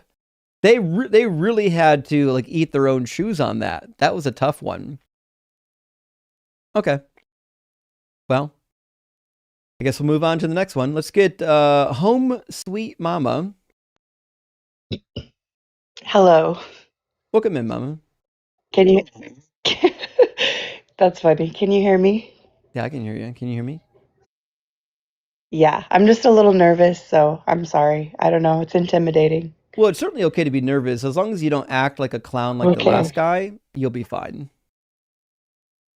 Well, I am a Christian and I love God a lot, so I'm going to try to talk, but I don't know if I have a skilled speech. I don't know. I'm going to have a conversation, but I'm a little intimidated. I'm just a little nervous, but okay. I understand. Don't worry about it. Bear with me. Okay. So yeah, can I ask you questions? Because that kind of helps me to get the conversation flowing, and then I can kind of warm up to you a little bit. Yeah, I'm a little nervous. Okay. You're being nice. So like typically when people come up and they're being nice, I give them a lot of leeway. Okay. I do have a lot of biblical knowledge and I would like to talk to you, but I'm not going to be like as argumentative. So I'm sorry. I try not to be that way, but I just want to start with asking you questions and then we'll see where the conversation goes. Sound good? Sure. Mm-hmm. Okay. Sorry, I'm a little nervous. So if I stutter, I'm sorry. Okay. So I talk really fast when I'm nervous. Okay. So have you ever believed in God before? Like, have you always not believed in God, or did your belief system like change because of an experience? Well, I was a Christian for about 20 years. I was in ministry for about 10 years, and I went to Bible college and seminary. And the thing that led me away from the religion was studying the Bible. It just couldn't hold up to scrutiny. It was demonstrably untrue. And I think the straw for me that broke the camel's back was not a bad experience. In fact, I have nothing but good memories in the church. The straw that broke the camel's back for me was really diving into this idea of the Jewish Messiah from the Hebrew Bible. And it turns out that Jesus doesn't meet any of the qualifications for the Jewish Messiah. And also the prophecies that are attributed to him are just like random out of context quotations. I find it interesting that you didn't have like, the typical church hurt that most people turn away from God because they feel like the people representing God were hypocrites. I've never seen that. Was examining the guy before. I was here for the guy before that you were talking to, and like he was not showing any fruits of the Spirit. So I as a personal believer would not believe that he follows Christ. Like regardless of what he was saying and everything, like I kind of look at actions, not words, but I can tell you that wasn't a representation of Christ, the person you were talking to before this, the apostle dude or whatever. Mm-hmm. So I really apologize on behalf of like my community of what we're supposed to represent. I just hope you don't, like, I know you don't believe in God or anything, not trying to force that. I will try to like convince you a little bit, but it's up to you what you believe. But how he like how he called you gay and stuff, like that was absolutely done in like bad fruit, rotten fruit. His heart posture when he said that wasn't kind. And so I just wanted to say, like, Christians, true Christians, like you said, you were correct when you said meek, kindness, patience, like that's literally what we're supposed to be. So before we get into anything, I just wanted to let you know that's why I can't be like super argumentative, and I love talking, but I also have to represent Christ on this live. Just so you know. That's why I try to. So, like, I get it. But I agreed with you on that. So my experience. Don't let Christians gaslight you. My experience is that most Christians are not like Apostle Logic. So having spent, 20 years in the church. Thank you. Okay. Is that people like Apostle Logic are not that frequent. It just happens to be that there's a lot of them online, because the people that are like that are the ones that like to argue. So they go online. Well, it makes me very frustrated. It makes me very frustrated because the thing is if we are actually following Christ, let's say that you were being inconsiderate to him, right? Let's say you were being mean to him. Well, if he actually does follow Jesus, then he's supposed to bless his enemies. Like, he needs to practice what the Bible says. And it frustrates me, because this is why people are walking away from the faith. It's like, we're supposed to be different. And if we claim that we have God, we should look different, and we shouldn't ridicule people, even if they ridicule us. But it was just really bothering me, because, like, it's okay if an unbeliever makes mistakes because they don't know any better, but someone who supposedly reads the Bible should put it into practice and not treat people that way. That's all. I'm sorry. That's just a whole nother thing, but it makes me upset because, like, he proves God doesn't exist by his actions. Like, people make people believe God isn't real when they don't treat people with respect. Do you know what I mean? Yeah. He doesn't prove his argument. Like, there's no act of Jesus actually transforming his life. Like, he doesn't know God. He doesn't know Jesus if he's treating people that way. So right. I'm just saying, I don't go by if people say they're a Christian. I go by their fruit. Yeah, 1 John says that. If you read the book of 1 John, he says, I love someone who knows their 1 John. Yeah. If you hate a brother, the light is not in you. So, what do you think is the best piece of evidence or the best reason to believe in either the Christian God or any God at all?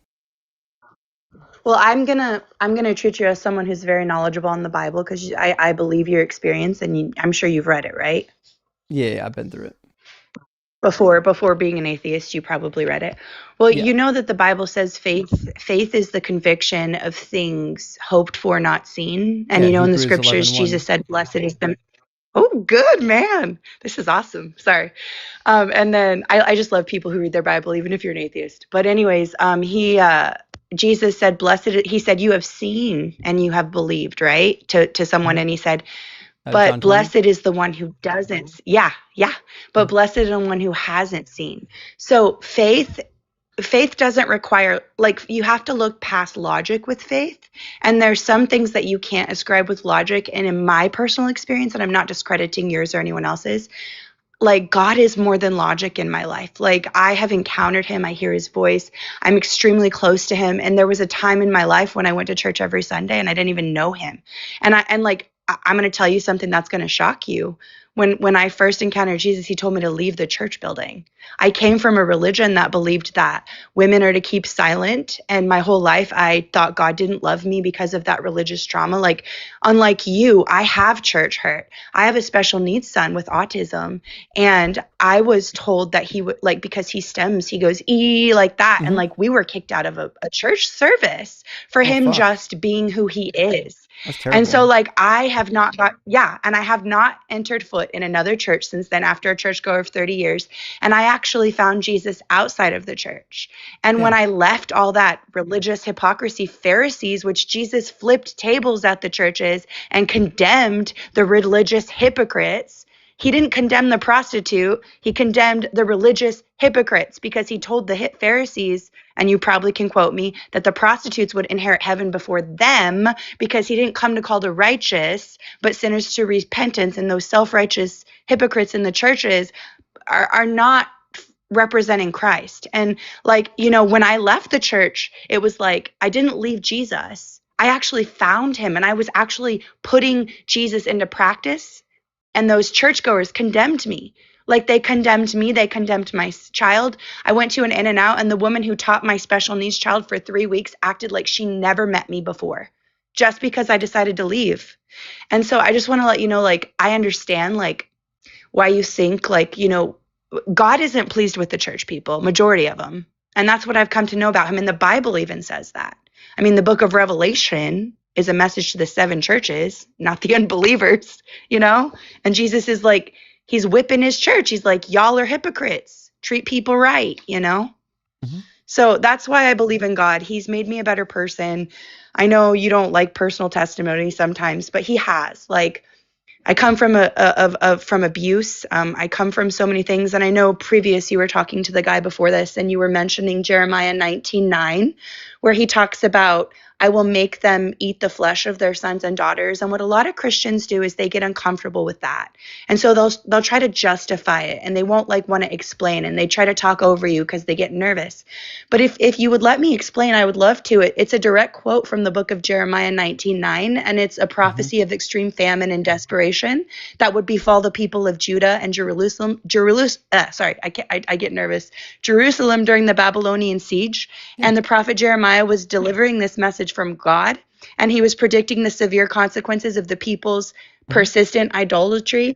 And the Babylonians, the reason that God was going to let them be killed, like, and I know you know the Old Testament, and God would give David like a man after his own heart. Like, he would let him he would let him kill people, war, and then he would they would take over their belongings and stuff as splendor. But the Babylonians had excessive pride and arrogance. They were cruel, and they were oppressing people. They didn't show any mercy. They were enslaving, abusing, and killing people, even the elderly. And they went far beyond their role in God's instruments against Israel. And you can find this in Habakkuk 2:12. They had idolatry and false worship. They were worshiping other God and the misuse of sacred things. And then I also wanted to talk about the infants being dashed. I'm going to let you talk in 1 second. I'm going to let you talk a lot. I will be quiet. Sorry. Their infants will be dashed in pieces before their eyes. Their houses will be plundered and their wives will be ravished. So back in the Old Testament, God would speak to his prophets in terrifying dreams and visions.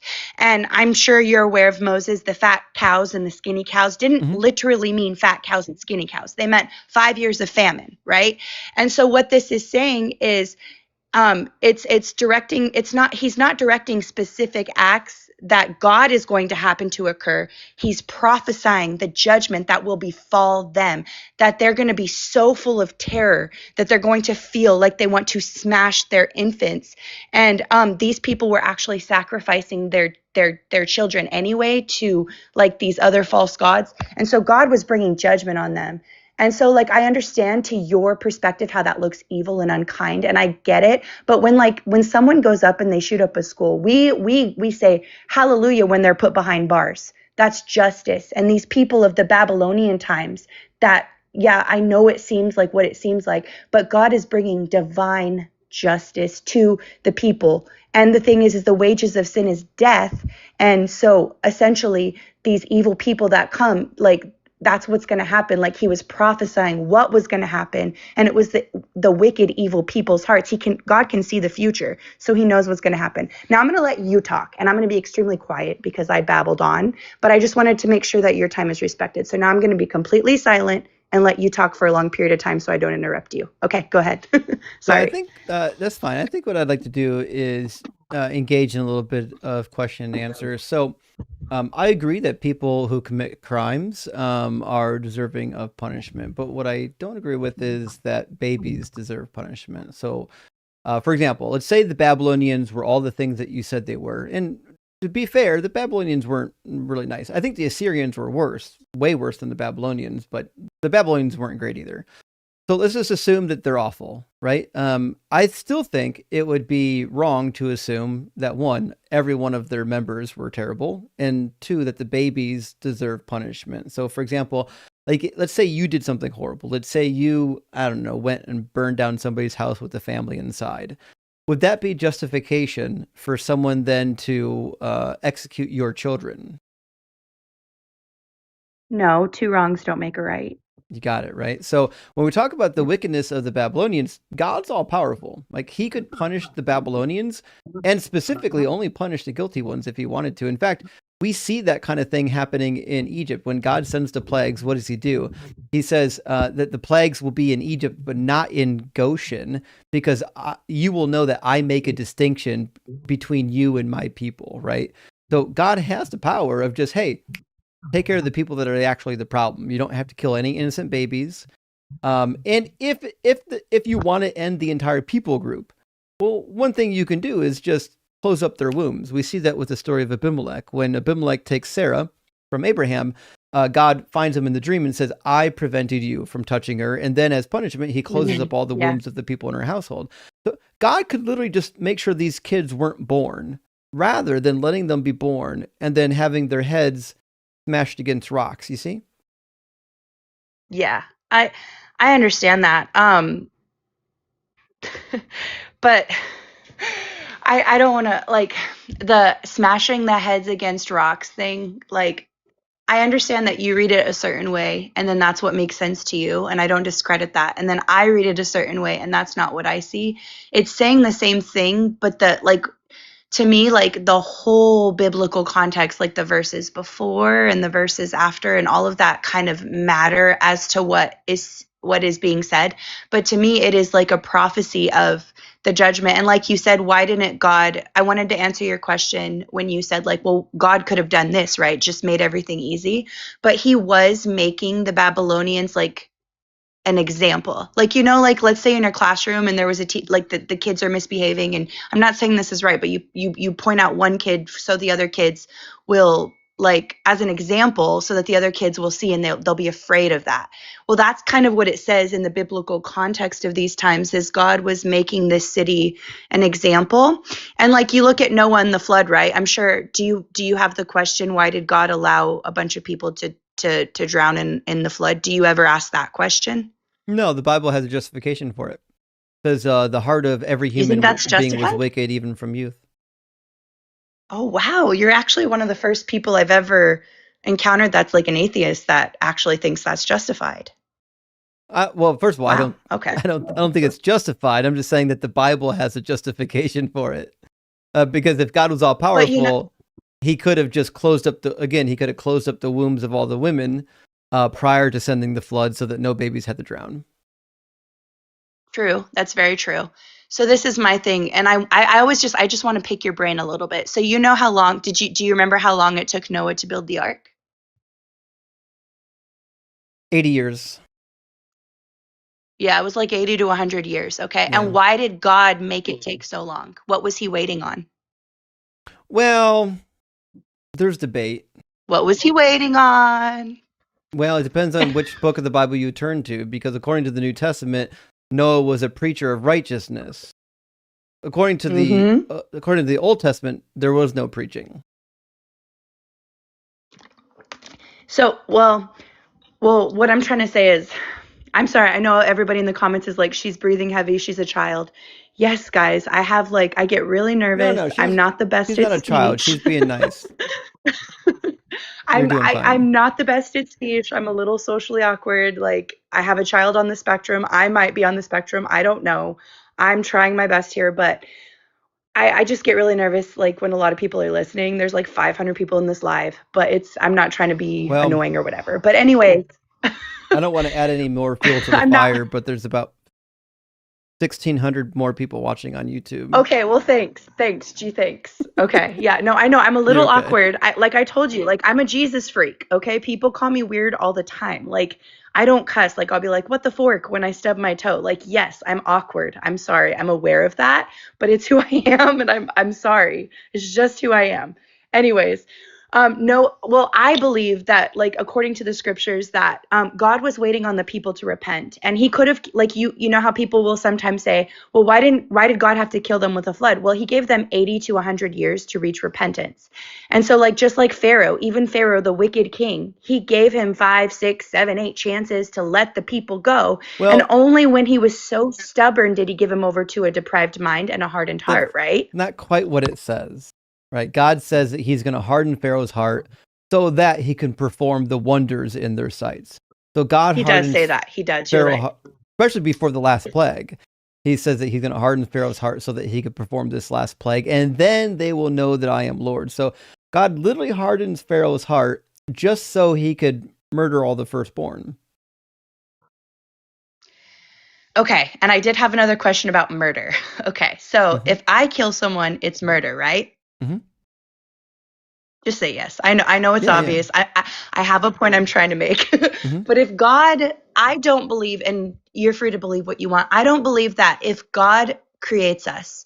And the Bible says he made us from dust. So before we were even born, and this is, I'm speaking, if you believe what we believe as Christians, we believe as Christians that we were made from dust and that God breathed life into us. So if we were made from dust and God breathed life into us and he's judged, correct? Then that means that we are all held accountable to him at the end of our lives. Like he created us.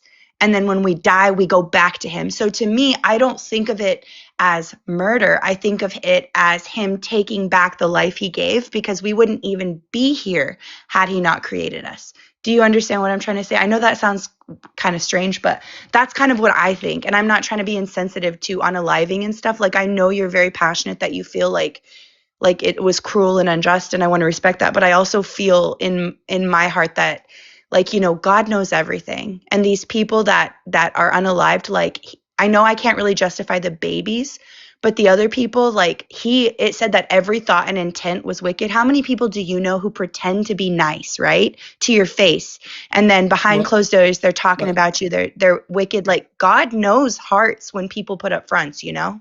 But my point has nothing to do with the flood, right? So, okay. Sorry. Let's talk about the infants that were killed. So, you know, a portion of the firstborn that were killed were actually just children of the slaves. So it says that all the firstborn in the land of Egypt were unalived, even those of the slave girl at the mill. So this to me, I know you're going to say, well, that's just God taking a life. But what you're really saying is that God gets a different set of rules, right? You believe that there's these universal rules, like it's always wrong to murder, but also it's okay when your God does it. Well, this is typically what we call special pleading. And this is what people do when they see something that's inconsistent and they don't really have a good reason for it. Now, your reason is obviously that, well, God is the grantor of life, but I think that argument kind of falls through. Like, I don't think that realistically you believe that just because something's like powerful and created you, that it can then do anything it wants to. So, for example, like in Greek mythology, Zeus came down and raped a couple of women. Do you think that rape was okay? He can do it because he's God? No. Right. Okay. No. So if you can judge Zeus for raping women, then you should be able to judge Yahweh for raping women and killing babies. Yeah, I would agree that if I truly believed that God did that, yeah, I would not follow that God, but I don't. And I do believe that the Bible, a lot of it is written in third person. In fact, it is a third person account from the apostles. And so when people are describing what happened, it's like a firsthand account of what they saw versus what God actually said. So, for example, in the book of Genesis, when Cain killed Abel, God did not want Cain to kill Abel. In fact, he punished Cain for killing Abel. But someone might look at that and read and say, oh, Cain killed Abel. God wanted Cain to kill Abel. And that's what I feel like a lot of people, when they read the Bible, I think it comes from maybe misconceptions. It's not that I feel like everybody's intelligent. I don't think there's anyone dumb. Like I said, I have a child with autism and people tend to look at him like he's inadequate. So I'm very adamant on everybody, even if I disagree. I think they're smart. I just think sometimes we can be misinformed, or we might make choices where we don't understand. But sure I truly understand what you're saying. So, like, for example, what I'm saying, does God not say that he's going to have women raped and babies killed? So it's a prophecy that's going to be fulfilled. Yes, he does say that is going to happen. He does say that. You are correct. He says that. But, go ahead. Did he say he's causing it? When he says, I will make them eat the flesh of their sons and daughters. Yes, it's a direct quote from the book of Jeremiah. And it's a prophecy of extreme famine and desperation that would befall the people of Judah during the Babylonian siege. So it's a metaphor, like they're going to be so hungry. Not a metaphor. So yes, he's causing the famine. No. Well, he is causing the famine. But when he says that he's going to cause them to eat the flesh of their sons and daughters, what does it mean when he says cause? It means that he's going to make them so hungry that they're going to be so desperate that they would result to that. It is a metaphor in the way that I read it. That's what I see. But I'm not saying you're incorrect. I let everybody have their own interpretation. But when I read it through the Spirit of God, like what Jesus shows me, that's what I see. But they do eat the flesh of their sons and daughters. Lamentations records it. In fact, it was I don't want to say it was common, but it was a well-known thing when siege warfare got really heavy and you ran out of food to eat. Sometimes you would cannibalize the young. In fact, in the Book of Kings, we see exactly that. There's a war between the Arameans and the Sumerians, and the siege becomes so great that a woman makes a pact with her neighbor, says, "Today we'll eat your son, tomorrow we'll eat my son." Right? And then the woman reneges after, right? So this is something that really happens when God says in the Bible, "I will make them eat the flesh of their sons and their daughters," and then Lamentations says that happened. Why would I think that that's a metaphor, and why would I blame anybody but God? I'm not saying that you're wrong. You're correct on every judgment you've made, and I'm not trying to skate around it. But what I am trying to do is I'm just trying to share my interpretation of what I think that means. And the spirit of, like, I'm kind of stumbling a little bit because I'm asking God for answers also. And something he put on my heart just now is that the Babylonians were already sacrificing their children to other gods, and they were doing abominable deeds. And so, like, them eating, like, let me explain. If I was in a famine, right?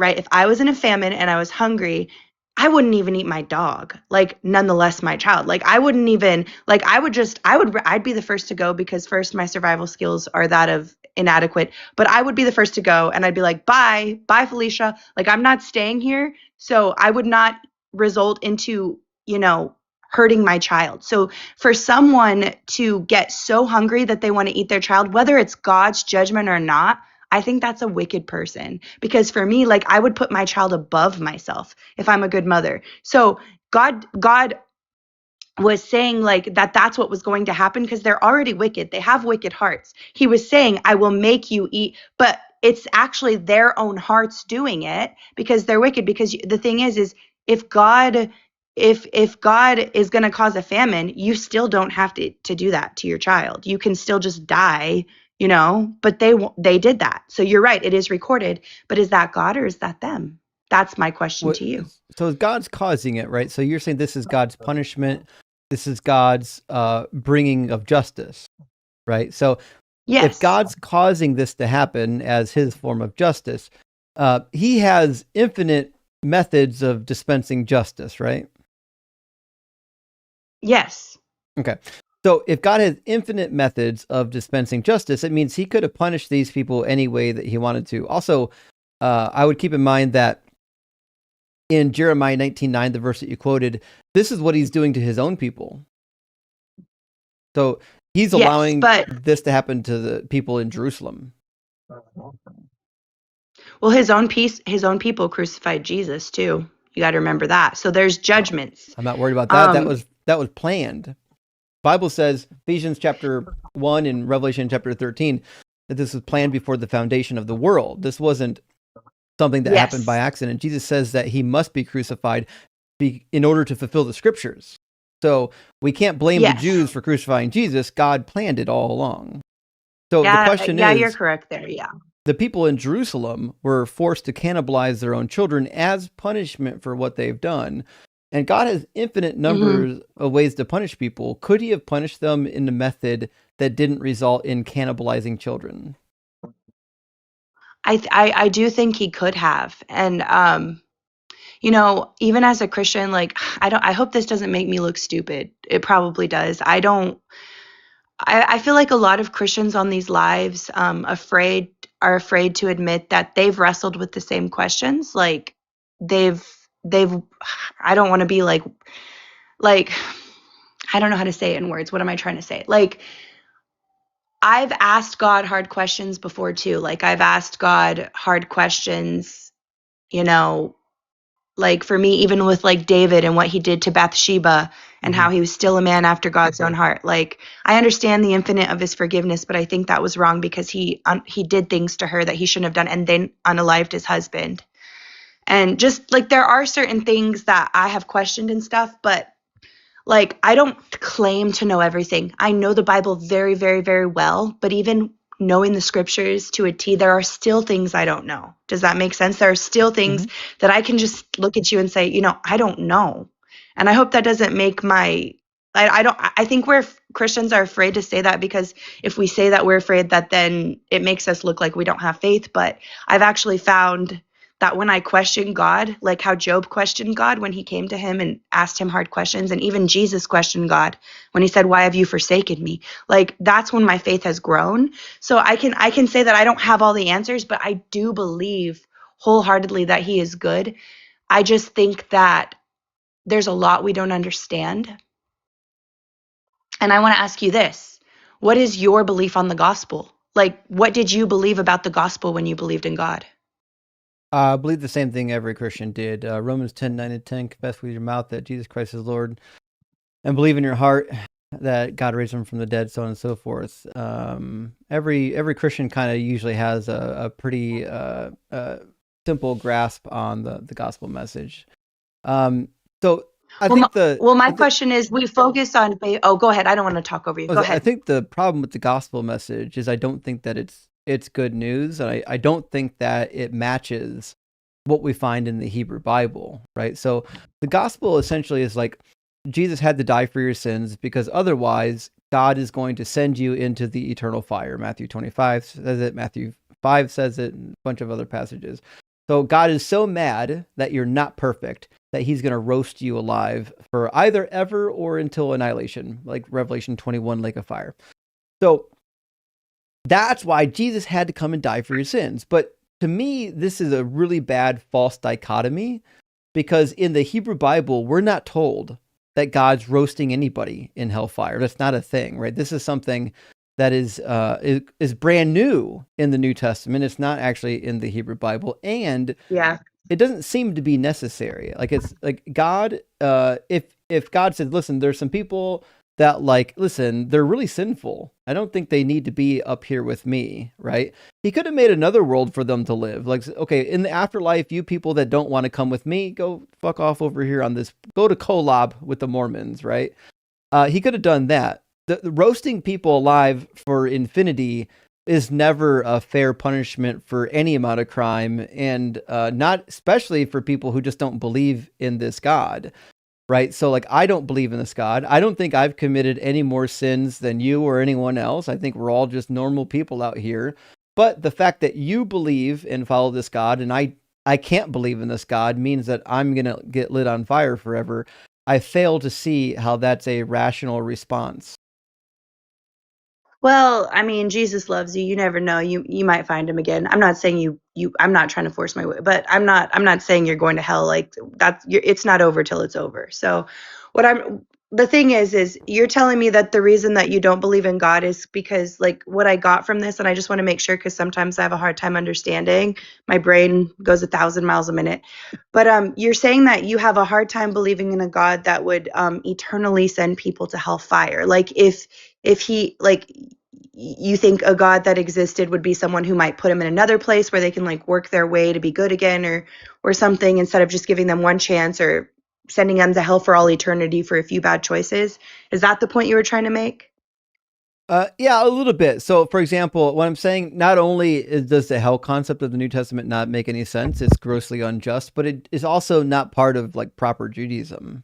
So, like, if you read the Jewish text, what we find is that a lot of times there is no being lit on fire forever, and also, even the ones who do believe in it, sometimes they're like, no, maximum of 12 months. Nobody's so bad that you should be lit on fire for all of eternity. That doesn't come along until after the Old Testament's completed. After the Old Testament's completed, these new ideas evolve about hell because they get introduced to the Greeks. And the Greeks have Hades. And so the idea of the afterlife in Judaism gets copied basically off of the Greeks, and then by the time of Jesus, they just find ways to make it worse, right? And then the Catholics have purgatory, so, like, everybody has, like, their own thing, right? Yeah, and then I don't think the Mormons believe in hell. They've got a different thing. They believe in planets. They've got, like, a hell where the souls go for a temporary time period after they die. They don't believe in eternal conscious torment.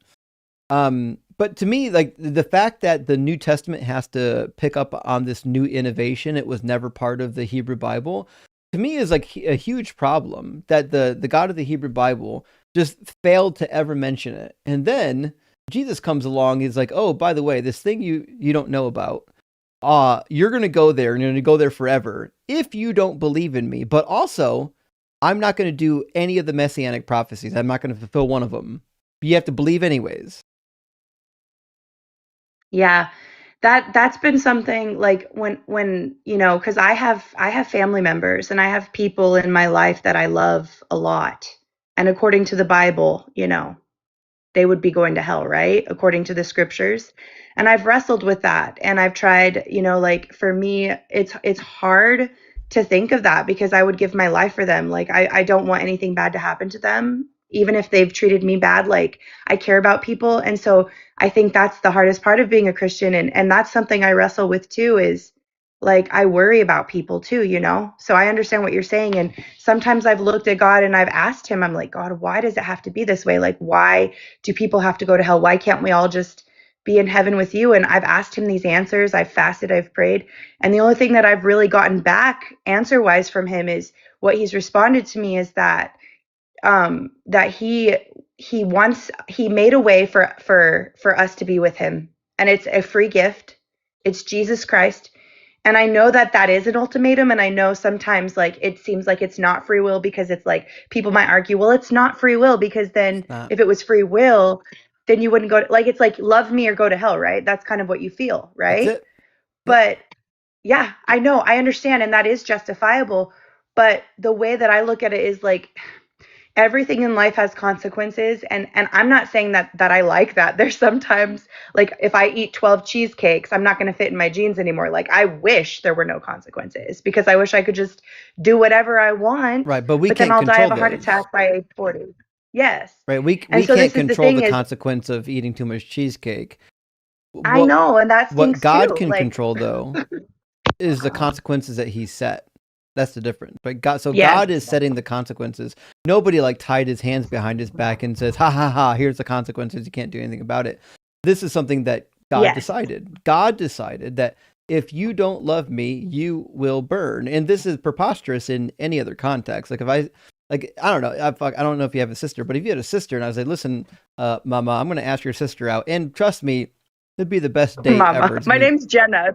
My name's Jenna, if you want to know my name. All right, Jenna, if you had a sister, I was like, listen, I'm going to ask your sister out, and I promise I'll be, the best boyfriend she'll ever have. But if she says no to me, I am going to light her on fire and put her in my basement. Like, you would think I'm an absolute monster, and like, well, listen, I gave her the choice. She could have went with me, right? It's not a real choice. When the only option is you do what you're told or you get lit on fire forever, you don't have a choice. You've got a demand and an ultimatum. And you bring up good points, and I want you to understand, like, your feelings and your thoughts and everything you're saying are valid. Like, I've wrestled with these same questions with God, and I think every Christian who's an actual honest human being will tell you they have, but a lot of them like to hide behind a perfect image, and that's just not what Jesus is about. Like, he brings out the uglies in us and he fixes us. But I want to ask you this. That sister you said you think it's crazy, but let me ask you this. Would you die? If you knew someone murdered someone, would you die for them? Depends on who it was. I'd die for my son. Okay, you'd die for your son. Okay. Would you die for a prostitute? Maybe, but I know the analogy that you're going to give, and I think the while we were sinners, Christ died for us, and it says one might die for a righteous person, but Jesus died for a person. And I want to know, because do you know that most Christians believe in that Jesus is God? You know that, right? Do you know that a lot of people believe, based on John 1, that Jesus is God in the flesh? Did you believe that when you were you taught that? I was taught that, and once upon a long time ago. But the problem with this whole analogy is that Jesus doesn't get credit for stepping in front of the bullet because he shot it. You don't get credit. Have you read Isaiah 53? I have, but it's about the nation of Israel. It's not about Jesus. No, it's about him. It says that he was pierced for our transgressions. I know. You don't believe it's about Jesus? No. Not only do I not believe. Not only do I not believe it's about Jesus, but the scholars generally agree with me. In fact, every prophecy of Jesus, according to scholarly consensus, is some sort of a secondary or partial fulfillment. There's not a single prophecy in the Hebrew Bible where Jesus fulfilled all of the requirements in the original context in which it was given. And I know this because I went to Bible college and seminary. This is just the consensus you're way more model. You're way more biblically scholared than me. I'm not gonna lie, I didn't go to no biblical college or anything, but I am just a regular nobody stay-at-home mom who has read the Bible billions of times, not to learn anything, but because I sought it desperately. My Bible is soaked in tears, so like it's very important to me. I love it. I love God. I don't think so. I'm just saying I may not be as biblically scholared as you, so I'm not going to try to but I do truly believe that Isaiah 53 is about Jesus, and I truly believe the Holy Spirit showed me that. But I'm not going to say that you're wrong. I'm just saying that's how I feel. Like, that's truly what I believe. Let me lay down the groundwork for why most scholars, especially Jewish scholars, would say that it's about the nation of Israel. Is because the prophet of Deutero-Isaiah, that's chapter 40 to 55, it was written at a different time period and slightly different verbiage package than First Isaiah, and it was distributed separately from First Isaiah for a while as well. So whoever wrote this was writing towards the end of the Babylonian exile, and he tells you who the servant is on 8 or 9 different occasions leading up to chapter 53. So I'm letting the context of Isaiah tell me who the servant is. So we find at the very beginning of the pericope 41:8-9, he says, "You, Israel, are my servant, Jacob, whom I've chosen, the offspring of Abraham, my friend, you who took from the ends of the earth and called from its furthest corner, saying to you, you are my servant. I have chosen you and not cast you off." Okay, boom. Right at the beginning of the section, it's the servant of Israel. Next chapter says, "You are my witnesses." So that's plural. "You're my witnesses, says the Lord, and my servant," that's singular, "whom I've chosen." So the nation of Israel / Jacob is being personified throughout this section of text as a singular servant, and it goes on and on and on. It goes at 44, 44:21, 45. It shows up in 48 and in 49. But my favorite is 48:20. Because this gets to the theme of Second Isaiah. The theme of Second Isaiah is that the servant has now paid the price in Babylon. It says they've received double for their sins. They've paid the price and the price for the nations. And it says, "Go out from Babylon, flee from Chaldea, declare this with a shout of joy, proclaim it, send it forth to the ends of the earth, and say that the Lord has redeemed his servant Jacob." So when I get to chapter 53, using the rest of the context of the book, I'm going to say that's obviously the nation of Israel, because he's told me a dozen times prior to this that he's freeing his servant Israel from captivity and he's getting ready to exalt them before the eyes of all the nations. Well, that really is an interesting take. I must live under a rock because I always grew up believing Isaiah 53 was about Jesus. I'm not saying you're wrong. Can I explain just a little bit why I think it's about Jesus and why I think it's important towards our topic about God's character? Really quick, I'll be very quick. Yeah, I mean, you're just going to say it sounds like Jesus because the New Testament wants you to think it's about Jesus, so they paralleled his experience. Well, of course you do. You're a biblical scholar, but you know what a header is before a text, like the little thing, the little subtitle. That's what I'm looking at. Mm-hmm. It tells us what the whole passage is about. And on Isaiah 53, it says the suffering servant. So the suffering servant was Jesus. So it says, "Who has believed our report, and for whom has the arm of the Lord been revealed? For he grew up before him like a tender shoot, and out of the ground he had no stately form of majesty that we would look at him, nor an appearance that we would take pleasure in him. He was despised and abandoned by men, a man of grief, great pain, and familiar with sickness, and like one from whom people hide their faces. He was despised, and we had no regard for him. However, it was our sicknesses that he bore, and our pains that he carried. Yet we ourselves assumed he had been afflicted, struck down by God, and humiliated. But he was pierced for our offenses. He was crushed for our wrongdoings on the cross. The punishment for our well-being was laid upon him, and by his wounds we are healed. All of us like sheep have gone astray." Yeah, no, I added that. Oh, sorry. yeah. I not in put there. like parentheses. No, sorry. No, you know what? You're correct. Thou shalt not add to the word of God. I repent. All of us like sheep have gone astray. Each of us have turned. Listen to this. Jesus I said, know. all of us like sheep have gone astray. Each one of us has turned to his own way, but the Lord has caused the wrongdoing of us all to fall on him. So, I know that we talk about the bashing of babies and the cannibalism and all that. Yes, like the Bible has things, but the core message of the gospel is that the Lord Jesus Christ loved you and he gave himself up for you and he died You for you. stopped before reading verse 10. Want to read verse 10? Oh, yeah. I didn't do that intentionally, but it says, but the Lord desired to crush him. Oh, yeah, that does sound a little brutal. No, keep Causing going. him grief. If he renders himself as a guilt offering, he will see his offspring. He will prolong his days, and the good pleasure of the Lord will prosper in his hand.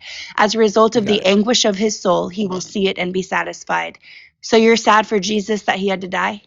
No, what I'm saying is that whoever this is referring to, they have offspring. Oh, you're saying that's Israel? Oh. Which is why I think this is, again, about Israel, because if you keep reading as well, we discover that whoever this is, they're going to share the war spoils. If you go all the way through to verse 12, it says, I will allot him a portion with the great, and he shall divide the spoils with the strong, which matches what Deutero-Isaiah says about the nation of Israel. But verse 3 says, a man of great pain. So Israel isn't a man. No, it is. So Israel's a man? Israel's not only a man, it's a son. So again, up until this point, Israel has been called the servant in the singular masculine tense 9 different times. Right? So the servant is you know what? I'm actually going to do a deep Bible study on it. I'm not going to say you're wrong, because I'm someone who looks into everything before I make judgments. I'll do a deep Bible study on it. Like now I'm intrigued. So that's going to be me for the next week. Yeah. So I have something to study. So we always learn and we always grow. I don't know everything. I agree. So if the prophet is saying that Israel is the servant in the singular masculine form, then there's no problem referring to the third masculine singular pronoun for the servant. In fact, he does it elsewhere. So that shouldn't be a problem at all. The other thing is that God also talks about Israel as being a son. In Exodus chapter 4, verse 22, you're right, he does. Israel's my firstborn son. So personifying the nation of Israel as a human entity isn't like some aberration. It happens pretty often. So you're saying that the Bible has metaphors that don't really mean what it means, that you think it means? No. I think in the Bible, metaphors are pretty usually easy to see. So, for example, when God says that the nation of Israel is a servant, we know that the nation of Israel isn't a single human being. That's why one of the reasons why we know it's a metaphor. The reason why the nation of Israel is referred to as being a servant is because they're doing the service of God. In fact, by Leviticus 25, God says that Israel is his servant who he brought out of the land of Egypt. So actually, he says, my slaves is what he says. So the idea is that the nation of Israel is supposed to serve Yahweh. Well, I can't speak as fluently as you in all those big words and everything and all that jargon. You do a good job of all that. But what I'm trying to say is the same understanding that you have towards these scriptures, son doesn't mean literal son, it means Israel, which even though I'm not able to quite see that yet, but you're extremely adamant that that's the truth. I just ask that you take a second look at. Oh, okay. Well, I perceived that. I'm not saying you said that, but I'm saying I ask that you take a second look at those. No, it's my brain. I'm an odd one. But those, those scriptures about the babies and all that, just apply that same is there something more here, and read the preceding, and just because the thing is I'm not saying you're wrong or anything, and I'm not saying I'm right, but I just think that we can both dive down deeper. I'm going to delve into something that I think I might be wrong on, and maybe just look a little bit closer at those verses, because I think you'll be quite surprised to find that it may not be what you thought it meant. Because for me, that's kind of what I'm not. Do you think I haven't looked at it? I'm not pushing you. I'm just. I was a Christian for 20 years. Okay, then if you've already looked at it. Okay, because to be in all fairness, I always thought Isaiah 53 was about Jesus. And I still do, but I'm still going to look into it. Because that's what we're told from the church. right? But if you read any critical scholarship on it, you'll find that it's not really the case. And I'm not saying I don't listen to the church. No. I'm not saying that the metaphor is being made by me. God makes the metaphor. In fact, the one about the son, Exodus 4:22, the instruction says, "Then you will say to Pharaoh, 'Thus saith the Lord, Israel is my firstborn son.'" So God himself makes the metaphor. God says, "The nation of Israel is my firstborn son." In Isaiah, God says that the nation of Israel is my servant in the singular. I'm not inventing a metaphor out of nowhere. The text literally tells you it's a metaphor, unless you think that there's only one individual in the entire nation of Israel. Well, the reason that I believe so strongly it's about Jesus, and you're going to think I'm crazy because I'm sure you don't believe that people hear the voice of God. I do. But whenever I came to God with my son who has special needs, like how we were turned away from, how I told you how the church turned us away because he had been stemming. You know what stemming is? Like, I do. I have some people don't know. Autistic son who's level 3 severity. Oh, mine's level 2. And so like he screams like, he goes, ee, and it's really loud, but he only does it when he's happy though. Like his stems are from pure happiness. And most people in ignorance think that he's uncomfortable or that he shouldn't be in church, but he was happy. He was loving everybody and the old ladies in the hats and the music. Like he loved it, but they were assuming that he was troubled because they just are ignorant towards autism. Well, and then like I put him in, and I'm going somewhere, but I'm telling you why I believe it's Isaiah 53 is about Jesus. I put him in gymnastics class, and being a parent of an autistic child, how you have to plan every day and like how their milestones come much later in life. So like my son learning how to cut with scissors at age 12 is a big deal to me, even though other kids learned at like age 2. Yep. So him going to gymnastics and being excited about it after being nonverbal for 6 years was a big deal to us. And we put him in gymnastics, and the teacher was just like treating him like he was an inconvenience. Like she was mad that he wasn't paying attention, and he was doing really well. He wasn't being disrespectful or anything, but like she just went after the class. She was just like, yeah, he was looking that way. And I was like, she knew he had special needs. And I went in my car and I cried out to God because I felt like my son will never be accepted. He'll never be seen. Like people turn their face away from him. I have to fight for inclusion. And as a mother, I always get like, oh, you're just a mama bear. Like I get like I'm extra when I'm just fighting for rights for him to just exist in spaces that were not designed for him. And so like I cried out to God and I cried out to God and I cried out to God, right? And like when the Bible says seek and you will find, and he gave me Isaiah 53, and he told me just like Jesus was, they turned their face away from Jesus too, and he comforted me with that scripture. So the reason I'm so adamant, I may not have all the knowledge, but I have a relationship with God, and he really did comfort me. And I believe that that was God's voice. And so that's why I'm sorry I gave you the backstory, but like sometimes not like how you say faith and like, I don't claim to know everything, but I have faith and I have a relationship with God, and he's comforted me and given me scriptures in moments that like, I didn't think of Isaiah 53. I didn't even really like, that's the Old Testament. I'm a New Testament Bible thumper. Like the Old Testament's a little scary sometimes, but like with God, like he spoke that into my heart in that moment. He was like, I understand. And he was like, I was turned away from too. Like, and I understand what you're feeling with your son because I felt it all. I felt everything you're feeling because I was asking him on the porch swing. I was like, God, because I ask him these questions. I say, God, how could you possibly understand what it feels like to have a special needs kid? And I've told him, I was like, why did you, like, I'm living a hard life. How could you understand, God, the people who stare at us in the store? How could you say this is good? I've asked him those questions. And then he's like, Jenna, Isaiah 53. And he gave that to me like, I understand. I've been through things too, And so that's why I'm very adamant on it. So I'm sorry, I can't like understand logic sometimes because of my faith, like because I hear his voice. Sometimes I don't fit in with church people. They don't like me because I hear his voice and they're like, Bible, Bible, Bible, Bible. And I read the Bible, but there's some things that God speaks more than the Bible, Like I can't explain it. Most people, a lot of religious people think that they hear from God. It's not unique to Christians. We find it in Islam, find it in other religions. So you're not unique. You're not like the only one who claims to be in this position. But what I would say is, like, listen, I find it highly improbable that there's a God that will speak Bible verses to you. He'll come down and intervene in your life. right? To make sure that you are comforted by these Bible passages. But then also, he won't do anything about childhood cancer. There are 3 million children that die every year of starvation, even though Jesus said in Matthew chapter 6, don't even worry about what you eat or what clothes you will wear, right? And he says, look at the birds, right?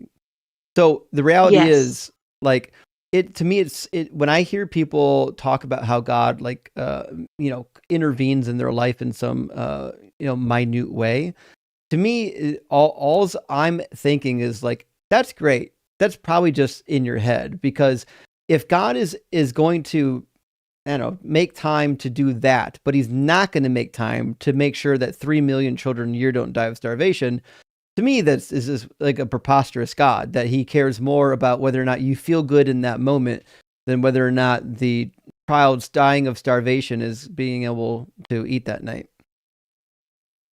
No, I understand what you're saying. Like, I'm not like, you make good sense, and I understand where you're coming from. Like I said, I've wrestled with those same questions, especially having a special needs child and seeing everybody brag about how their kid's the star of the baseball team, or their kids are making straight A's, and my son's biting himself and still not potty trained at age 6, and every day is really hard. I get it. And I've had those hard questions with God, and I almost walked away from my faith at one point. And I didn't. Because to me, the only thing worse than death is losing God. Like, the only thing worse than having the worst things happen, like, I can take hell and back, but if I lose God, I've lost everything. And that's my faith, and that's my personal conviction. And I'm not putting that on anyone else, but I love God that much. Like, I love him so much. And I know it doesn't make sense to other people. And I'm sorry. I want other people to know him like I do, but I can't do that. But I understand all of your reasonings, and I hope I'm, at least, if you got anything from this conversation, you got a Christian that wasn't trying to prove you wrong, but just kind of have open conversations. I'm a conversationalist. I don't really like to argue with people, but I learned some new things, and I hope you did. And if anything, you're nice and polite, and we tend to like nice and polite people here. So we definitely appreciate you coming up and having a cordial conversation. Thank you for... It's fun to argue with people sometimes, like that guy before you. I know. Like, it could be interesting. It could be entertaining. A lot of people tune in to watch when you have those discussions. But the reality is, if all of our discussions were that way, I'd probably go crazy. So I appreciate you coming in and having a polite conversation with us.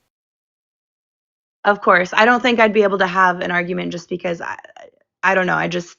I would get hurt. I'm sensitive. I'm a sensitive person. So I try to leave everything kind, try to be meek and humble. And Well, all right. Well, thank you so much for the conversation. And I'm sorry I didn't argue. Take a look at the literature on Isaiah 53. Come back again. I've got a bunch of scholarly literature on Isaiah 53 if you're interested. I've even from Christian literature. And I'm more than willing to kind of give you some material to go over if you're interested.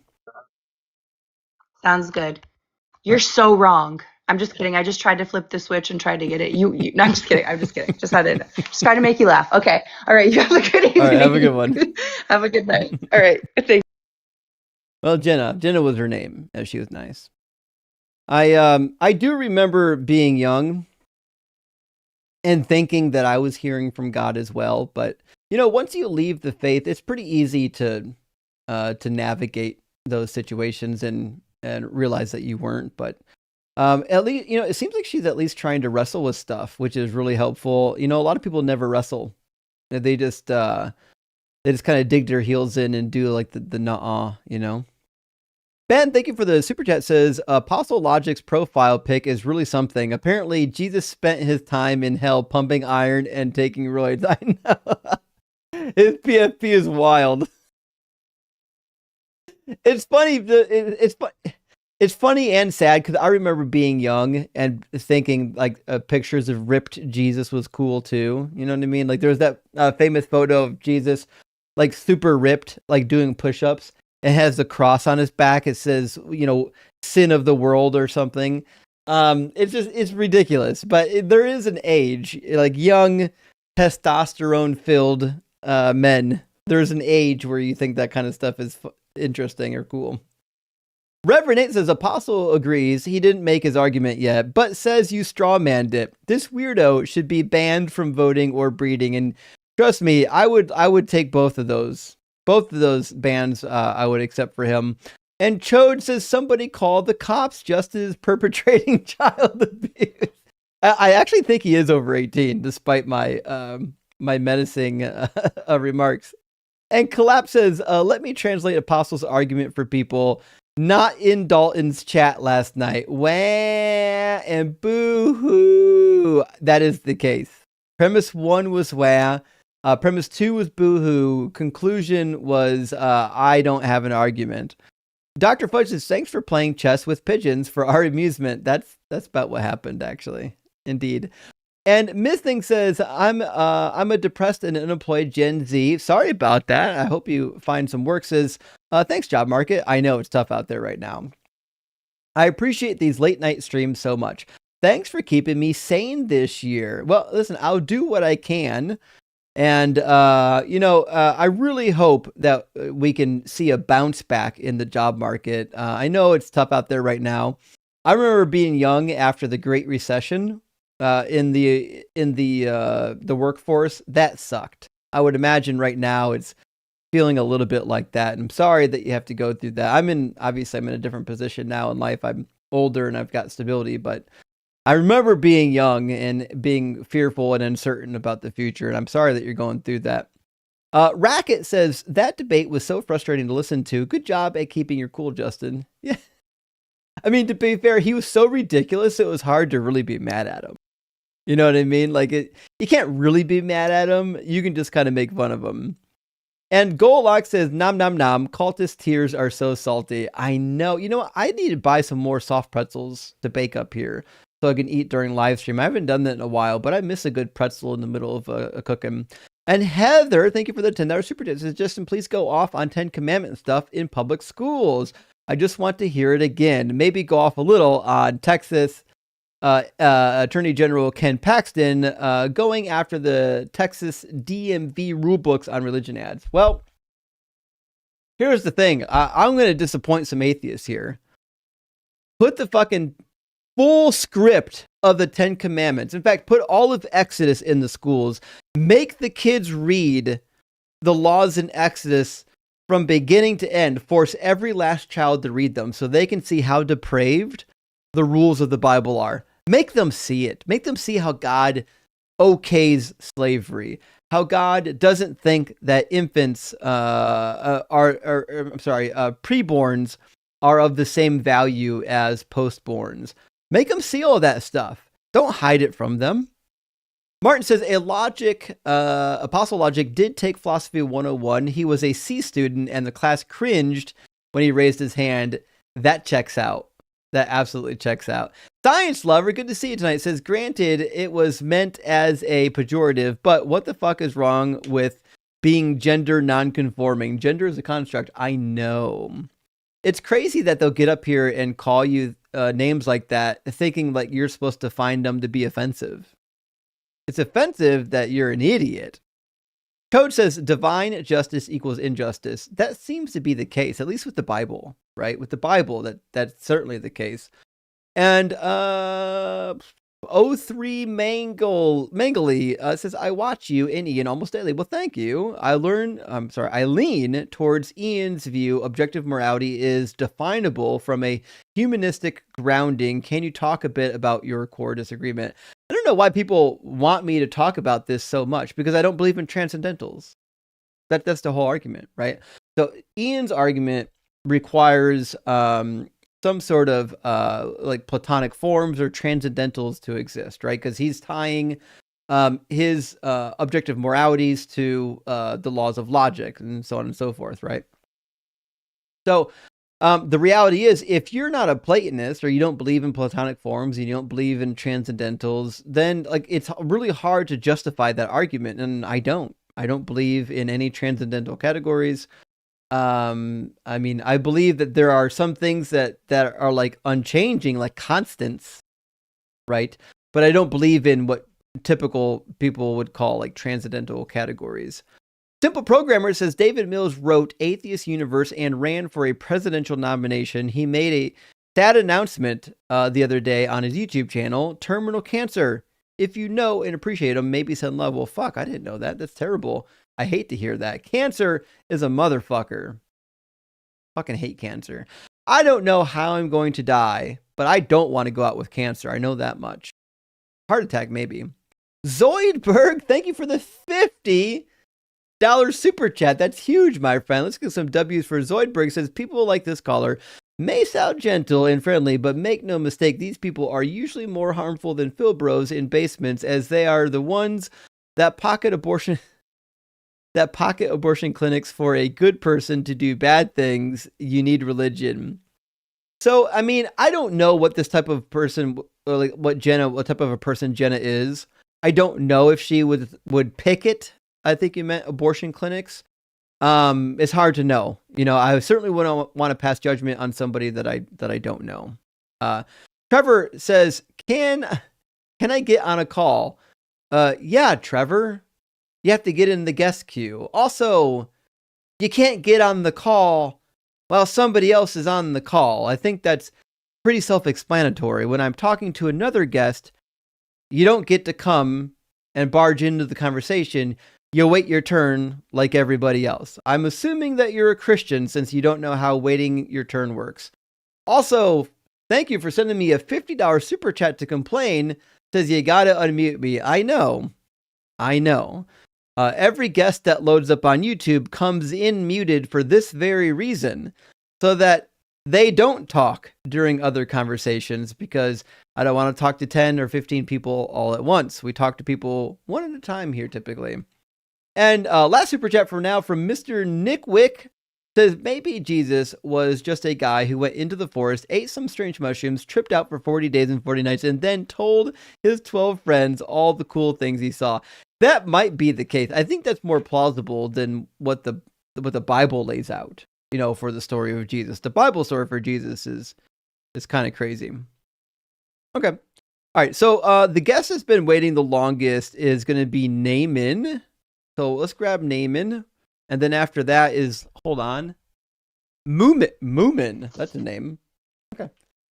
How you doing, Naaman? Or Namel? What's your name? Naimel?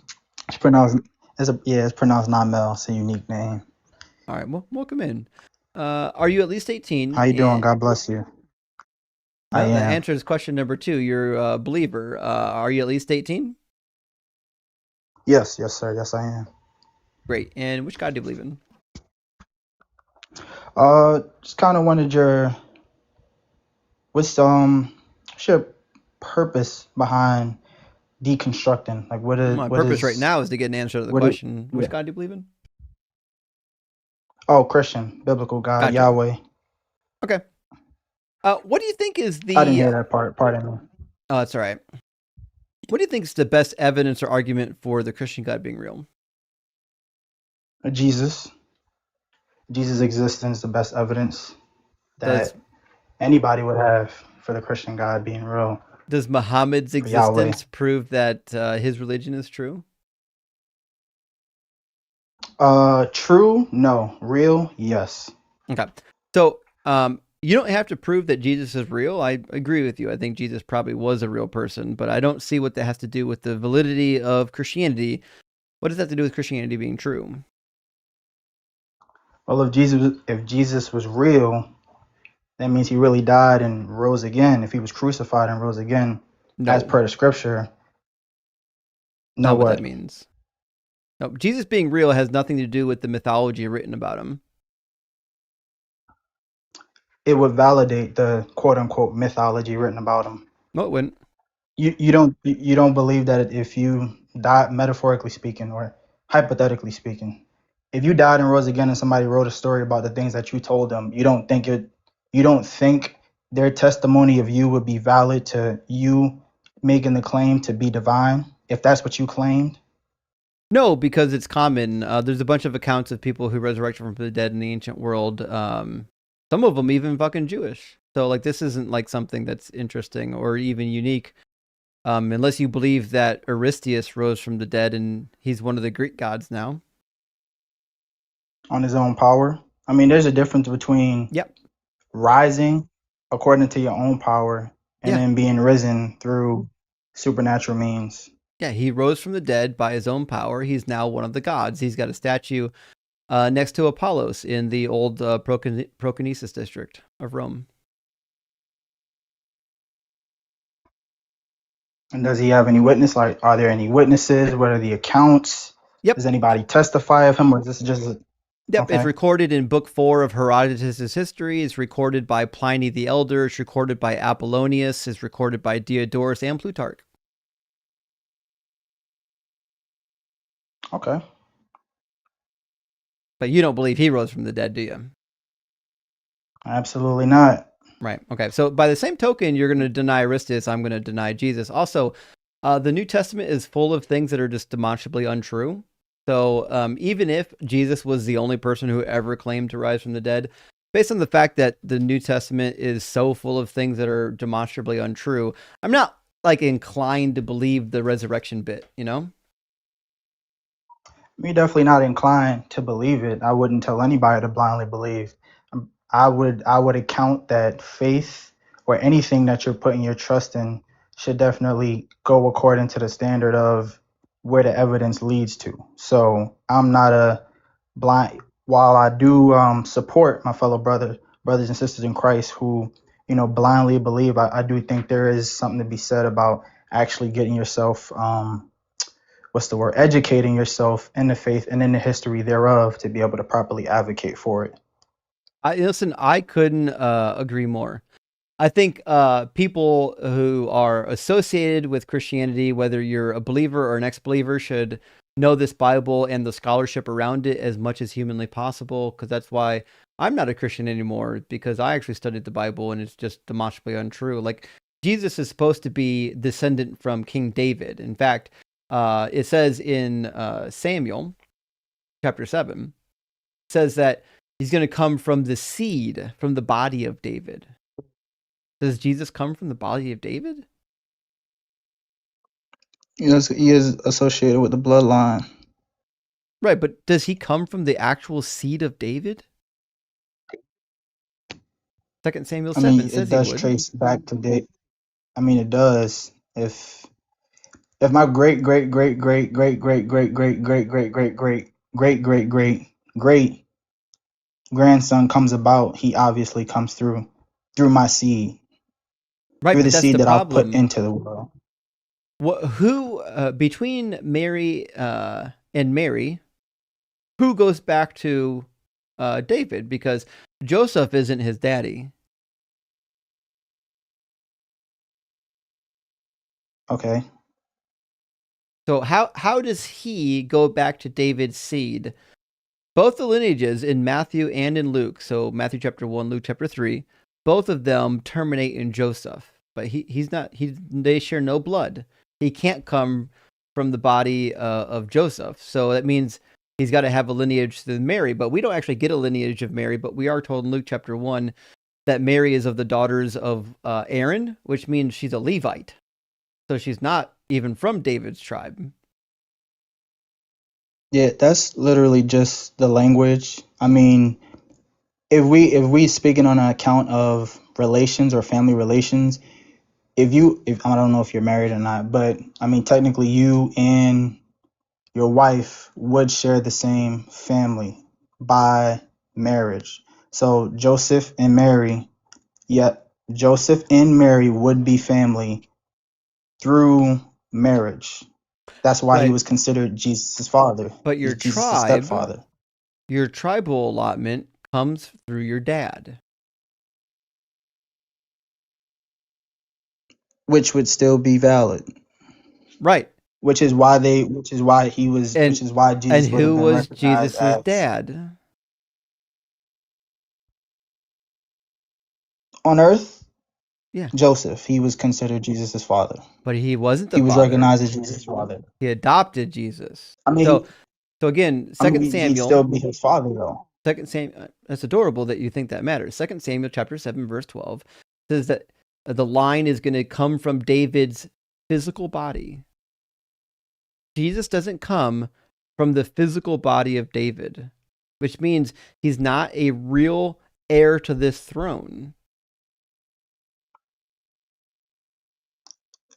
Again, If I have a child that comes from my physical body, and there is a child that comes later on from my child's physical body, he does come from my seed.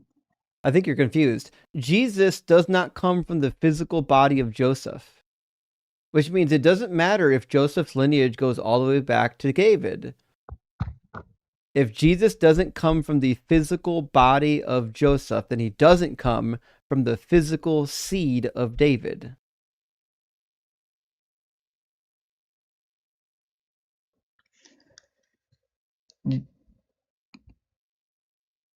Mary is Jesus' mother. That's how that's how Jesus comes about. Okay, through David. So who can we trace Mary's lineage to? It's in one of the Gospels. Where?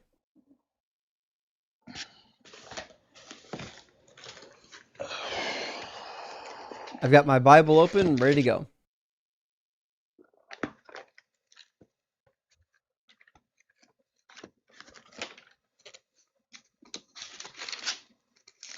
So are you going to give me the contention that because Mary's name isn't mentioned, that it isn't her bloodline, or are you going to be consistent with the scripture? Because I mean, it's clear that they both don't both genealogies recorded in Luke and Matthew aren't intermingled, aren't of what do you call it? They both aren't, they're not the same. Like, they are the same, but they're not the same. Like, they all trace back to Abraham, but they do not. They're different. They both go to Joseph. They're different genealogies, basically. Yeah. I mean, they're connected to Joseph, but again, Joseph was married to Mary, so he'd still be recognized as part of the bloodline. Nope. So it says Jesus was about 30 years old when he began his ministry. He was, as was thought, the son of Joseph, the son of Heli. So Luke 23 ties the genealogy to Joseph, saying that Joseph is the son of Heli, and then he traces it back. So Luke is about Joseph, not Mary, correct?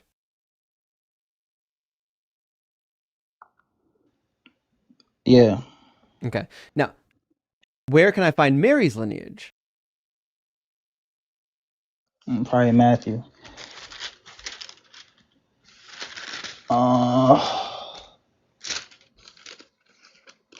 Yeah, the beginning of Matthew. Mm-hmm.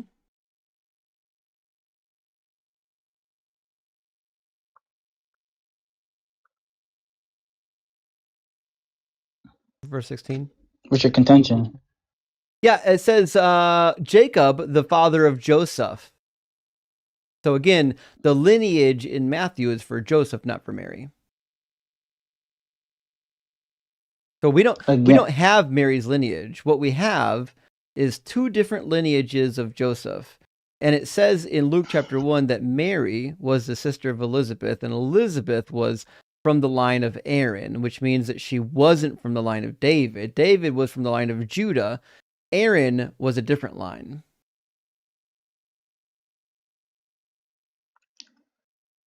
So you're telling me that no matter how these genealogies are explained, and no matter how Jewish culture is referenced within Scripture, as it pertains to Jesus and Mary and Joseph having the same bloodline through marriage, you're just gonna reject it. They don't. That's not how that works. So between the two of us, I've actually studied Jewish culture in the ancient Near East. You haven't. So your genetic lineage for the tribe that you come from always comes through your daddy. So if you're from the tribe of Judah, that means there's a string of dads going all the way back to the tribe of Judah. The woman is irrelevant.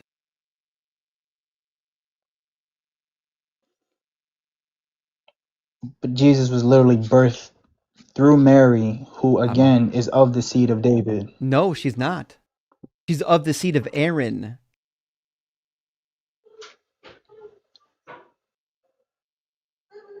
Luke chapter 1 says that she's from the lineage of Aaron, her and her sister Elizabeth, both.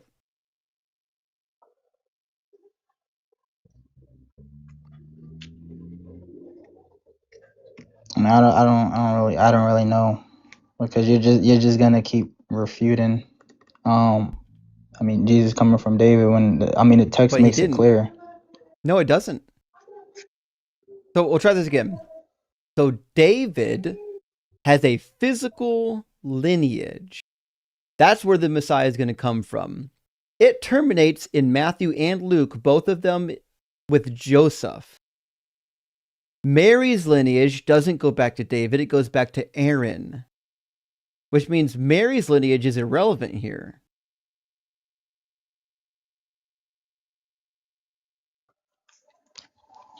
How is it irrelevant if it's literally accounted for in the text?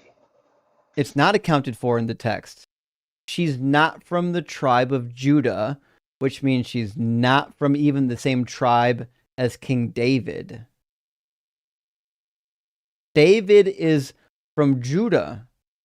You can't come from David's line and then not be from the tribe of Judah. How is Mary not from? How is she not a descendant of the tribe of Judah? Because her and her sister were from the tribe of Aaron. They were Levites. Their daddies were Levites. And okay, and were they not all a part of the kingdom of Judah? No. Are they not? Luke was chapter Israel 1 not verse broken 5 apart? says that they belong to the priestly order of Abijah. His wife descended from the daughters of Aaron. So Elizabeth and Mary, because they're sisters, descended from Aaron's lineage, not from the Judean lineage. And Judah was the brother of Levi. They're different lineages. So if you're going to be from David, From where? If you're going to be from David, it's incumbent that you're from the tribe of Judah at a minimum. Where does that tribe stem from? What's the origin of that tribe? Stems from Jacob, but we're not concerned with Jacob. We're concerned with David. So that means they would ultimately connect, because it would still come through that seed. It doesn't matter if they're if all they connect sometime if prior to David. Just because the lineage converges, or we'll say they connect prior to David, doesn't mean that everybody who comes later is from David's lineage. That's literally exactly what it means, which is That's why the origin story goes remotely back what to that Adam means. and Eve, goes back to I it. had thought I'd have to draw this out on a picture. Hold on. I gotta get my drawing pad open now. I mean, both of the account stories go back to the beginning, with Matthew going back to Abraham, which is the father of the faith, who sets up the faith through righteousness, none of that matters. What matters is who comes from David. How does it not matter if that's the origin? What matters is who comes from David. And where did David come from? And where did they come from? David came from the tribe of Judah, which means if you're from David's line, you must be of the tribe of Judah. There's no way around it. There's no way of coming from David and not also being a member of his tribe. Not how that works.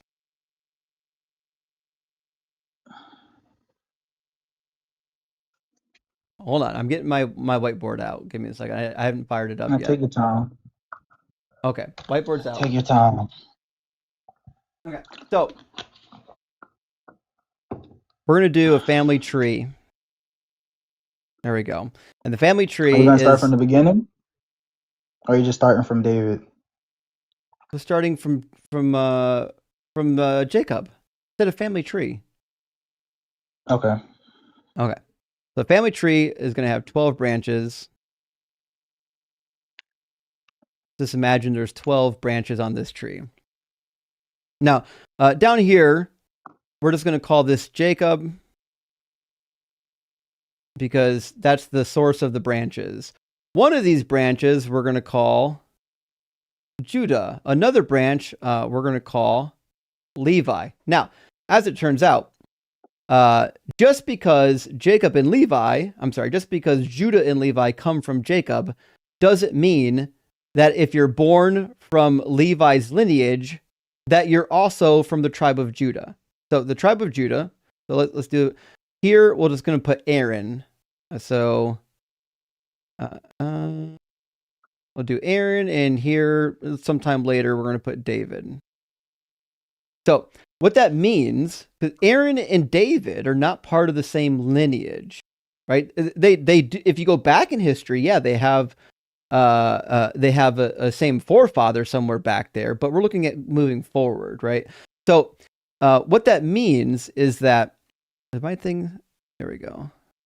What that means is that if you come from the line of Aaron, like we're just going to call this Mary, what that means is that you didn't come from the line of David. You can't be from the line of David if you came from the line of Aaron.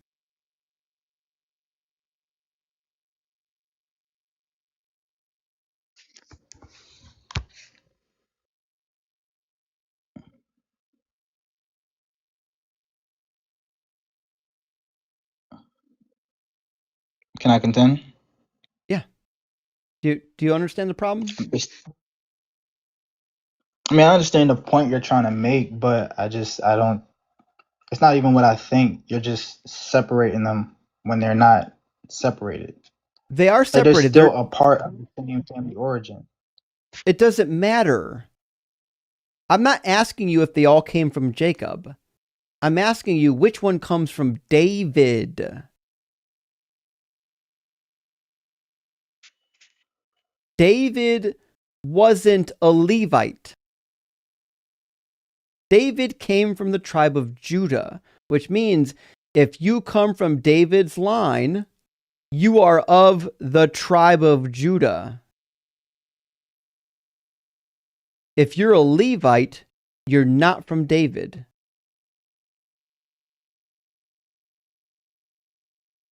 So you just, I mean, you're just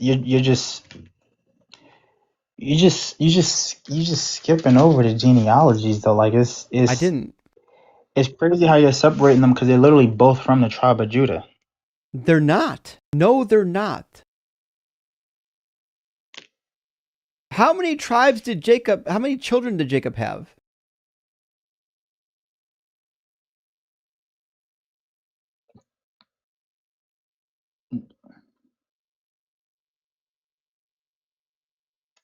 It's 12 plus Dinah. There's 12 boys and one Dinah. There might be more girls, we don't know about them. So each one of those boys became a tribe, except for Joseph. Joseph got split in two. That's how you get Ephraim and Manasseh, or Ephraim is the best way to say that. So you've got 12 individuals that all have their own lineages downstream. All of them have the same lineage. So, for example, I've got a twin brother, right? Now, I got cousins too. Like, so I'm going to have a lineage that is distinct from my twin brother, right?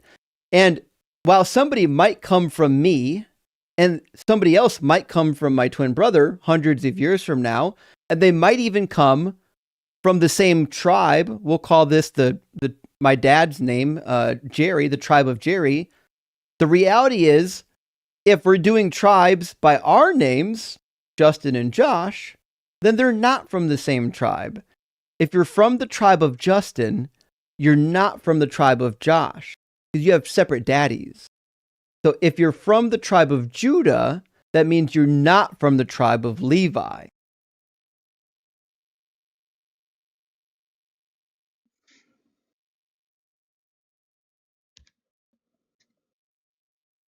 I don't really think there's anything I can show you. I just feel like everything I'll show you, you're just gonna refute it as it pertains to the genealogy.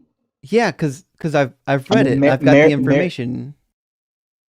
Mary and Elizabeth were cousins, so even if them being tied to Levi does not negate the rest of the bloodline that would still be through Joseph. No, if they're not from the tribe of Judah, to Judah, it's not hard. If they're not from the tribe of Judah, what that means is that they're not from David. And who said that Mary wasn't from the tribe of Judah? Luke.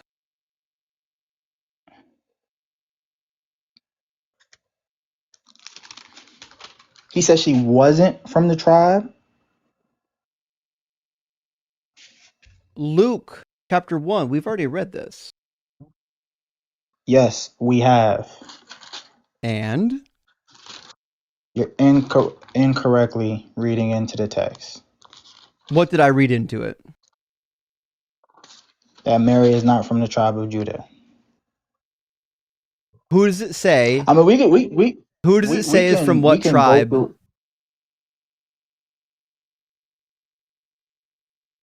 We can go through it line by line.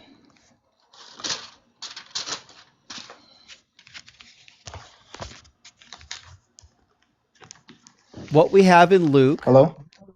I'm here. What we have in Luke is that Mary and Elizabeth are family. They're kins, right? Which means Right, cousins. not so fast. It means they're kin. Now, it could be cousin, could be sister, probably cousin in this instance. We don't have to worry about that right now. The reality is they're related, right? Which means either one of two things is true. Either they have the same daddy or their daddies are brothers. Either one of those is the same problem. So if Elizabeth, right, if she's from the tribe of Aaron and her dad is brothers with Mary's dad, that means Mary's dad is from the tribe of Aaron. That's an assumption. No, it's true. That's literally just an assumption. No, it's 100% true. Okay, we'll try this again. I share a father with my brother. Do you think Mary's father and Elizabeth's father shared the same father? No. Okay, so Mary and Elizabeth have fathers I'm sorry, that are brothers, but they don't have the same dad.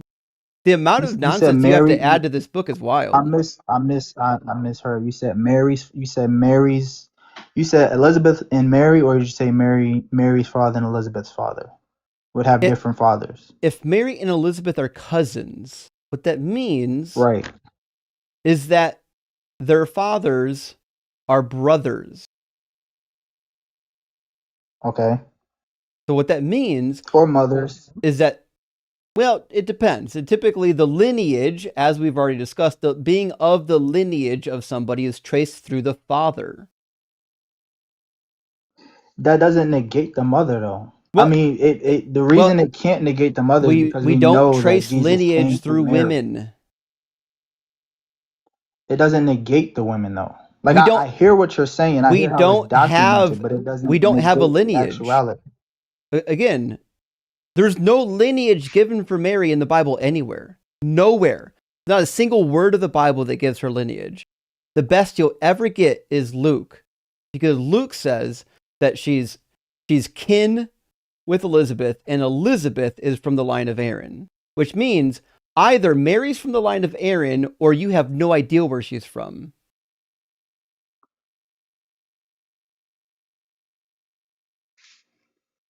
I mean, I don't know. That's just it's a crazy twisting of the genealogies to me. That's I didn't twist anything. Find me her genealogy. Find me where you learn who her parents are and who her grandparents are. Show that to me. I mean, it would be in Luke, but of course you're just going to say that because it says Joseph and it doesn't say Mary. Yes. Yeah. When Luke says this is the genealogy of Joseph, I'm going to say, yeah, that's Joseph. In fact, this is not something I made up. This is what Christianity teaches, and it's been teaching this for all of Christendom. In fact, people have been talking about it as early as people have been writing about it. In Eusebius's work in the 4th century, he details the lineage and explains how it was that Joseph has 2 different daddies in the lineage. The church has never understood this to be about Mary ever. Well, I don't learn from the church. I'm solo scripture. I'm sure you are, which is why you haven't read it. Solo scripture in Jewish culture. I'd say zero scripture and no way you know anything about Jewish culture. Definitely Jewish culture. I mean, Doubtful. according to the cultures and traditions. Name one tractate in the Talmud. I don't ascribe to the Talmud. Okay, so you don't know anything about Jewish culture then. Thanks for letting us know.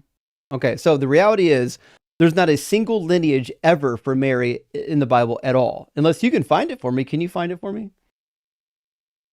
And you're going to keep denying it, so... I'm looking for Hear it. me turn them. Both of the lineages we've looked at so far clearly say it's about Joseph.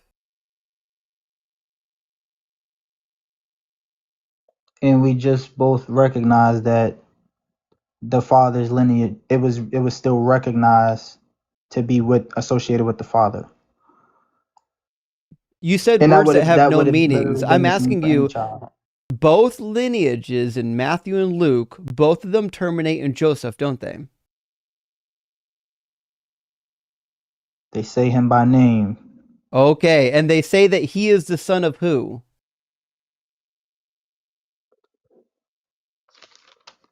Joseph, I'm sorry, Luke 3:23 says that Joseph is the son of Heli.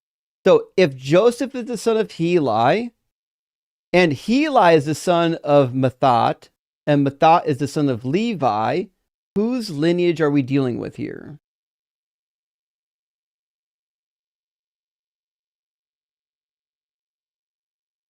It still traces back to David. Like, I know it does. We're not talking about if it goes back to David. I'm asking you, whose lineage is it? Is it Mary's or Joseph's?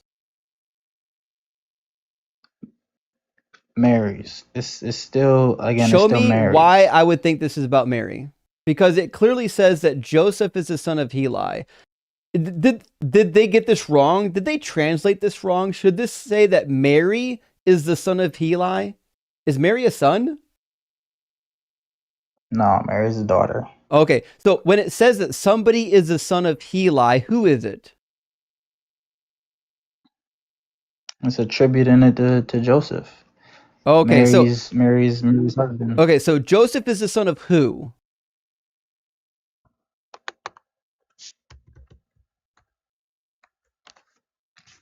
What do you mean the son of who? It's on the screen. Who does it say Joseph is the son of?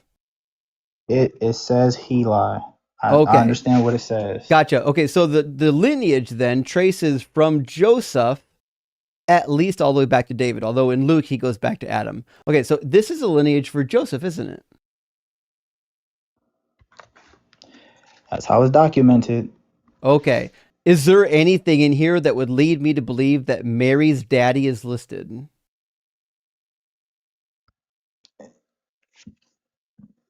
I mean, Joseph and Mary were married, so I asked about Mary's daddy, her birth daddy. Is her birth daddy listed?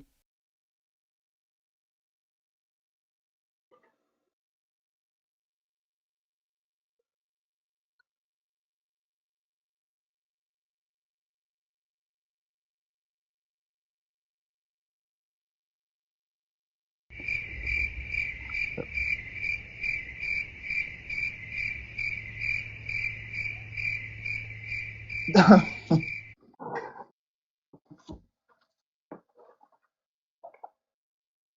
mean, how many times do you want to go over this? The answer is no. I'm waiting for you to be honest. We're going to go over it as many times as it takes for you to be honest. Is Mary's birth daddy listed, yes or no?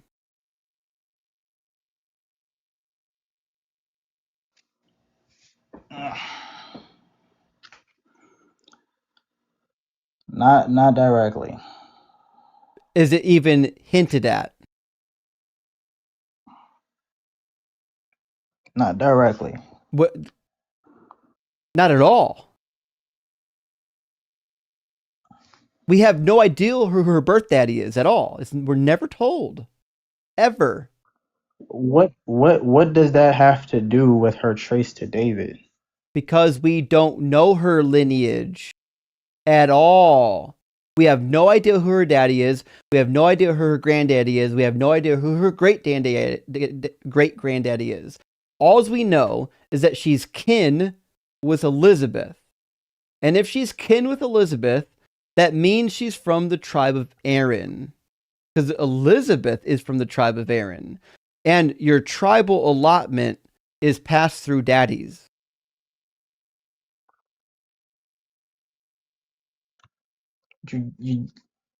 Mary and Elizabeth did not share the same father, though. I didn't say they did. You said they're cousins, and that's a perfectly fine way of translating the Greek phrase. That's fine.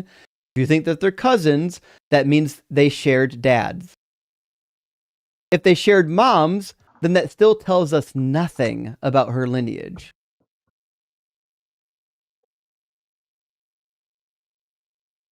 I don't know. I mean, I do know, but I beg to differ. You don't know. Show me her lineage anywhere. Do you know even one? The lineage where can I find even one ancestor of Mary listed? Anywhere. Elizabeth. That's not an ancestor. It's her family. So. Find one ancestor of Mary in the Bible anywhere. Family. I said ancestor. I'm pretty sure you can find it if you go through the trees, but it's not there. Again, her and Elizabeth being cousins, I feel like the rest of the work is done from there. If they're cousins and the rest of the work is done, that means she's from the tribe of Aaron. That means she's not from the tribe of Judah, which means she's not from David's line. I mean, she literally is from David's line, but I mean, okay. Show me her lineage. Show me her lineage that goes back to anybody. We don't even know her dad. I mean, hold on. So if you're saying show me her lineage and you saying you can't prove it, then how can you prove that it's the opposite? If you can, if you're saying that you can prove concrete that it's not, but the point that you're trying to make is that Mary can't be from the tribe, but you're also saying we don't have enough to know even if she is from the tribe. My point is the only data we have for Mary is that she is related to Elizabeth. And Elizabeth isn't from David's tribe, which means neither one of them are from David's tribe, unless you think that somehow there's some weird conjugal visits happening between mystery men from different tribes. Like maybe there's a guy from the tribe of Judah who slept with Mary's mother, who happened to be the sister of Elizabeth's mother.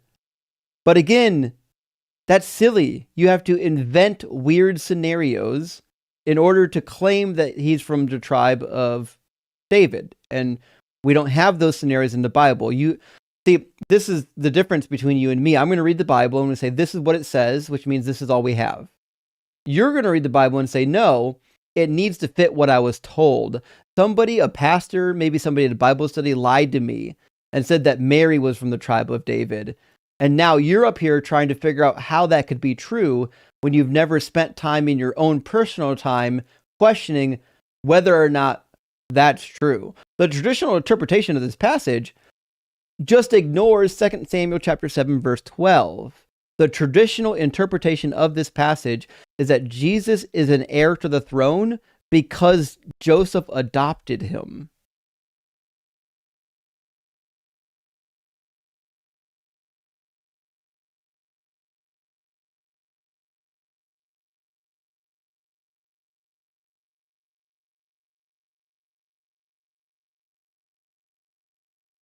Also, according to 2 Samuel 7, the lineage in Luke is invalid anyways, by the way.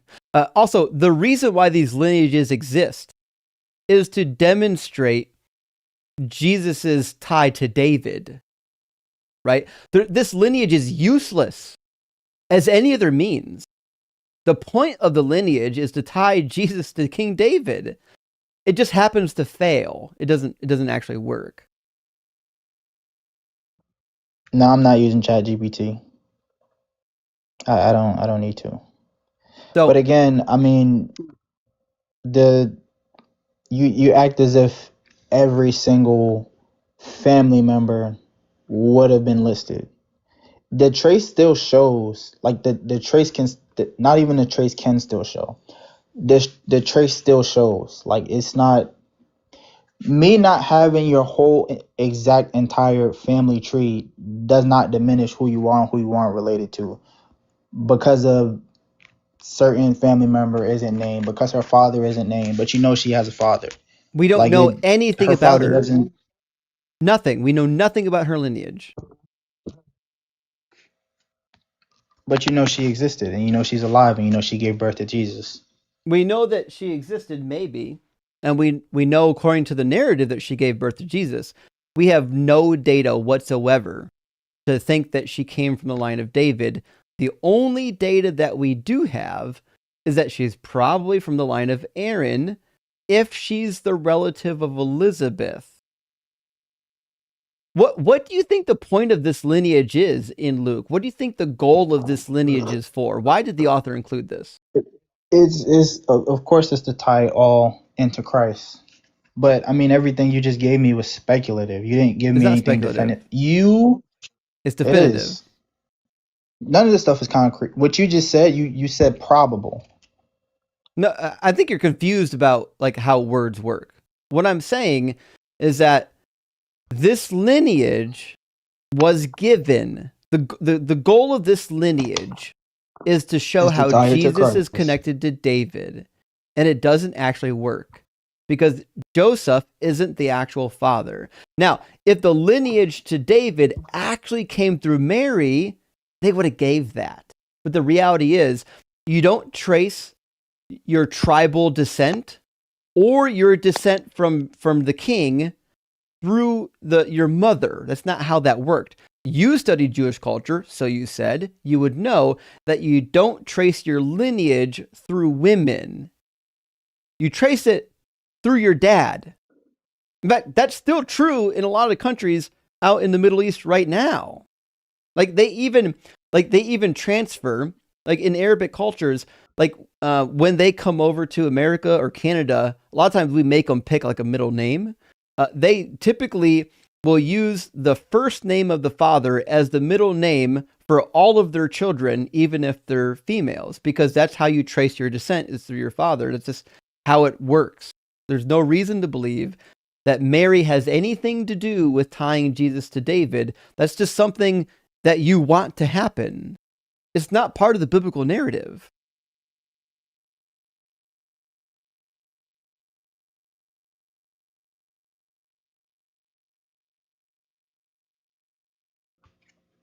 I mean, I still don't. I mean, I guess you're using scripture to justify it, but I mean, you can use scripture to justify anything. It's just not consistent with it. It's certainly consistent. You're saying that You've offered nothing, not a single verse in the Bible to support the idea that Mary is from the line of David. Not even one. But I just told you that relations would literally come through marriage. Like you can be somebody's father through marriage. Your tribal allotment doesn't come through marriage. Your tribal allotment comes through your dad.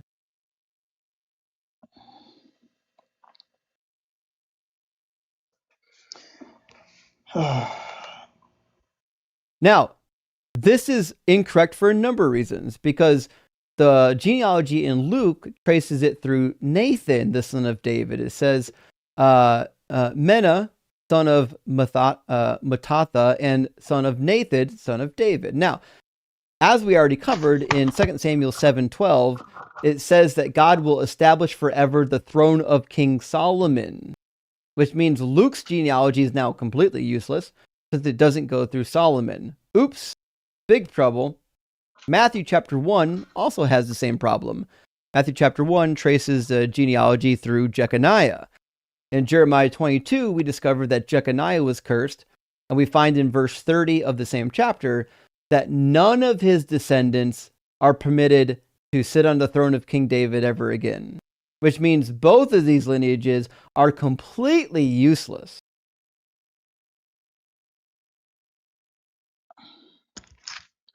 And according to you, Heli is not Mary's father. Heli is quite clearly the father of Joseph, as we've already covered. Luke says that Joseph is the son of Heli, like verbatim. And how and so what's the only other way? So, If we're being honest to the text, what's the only other way that Joseph would have been considered a son to Heli? he was born to Heli. The text literally says Is that the only way to be a son? You can.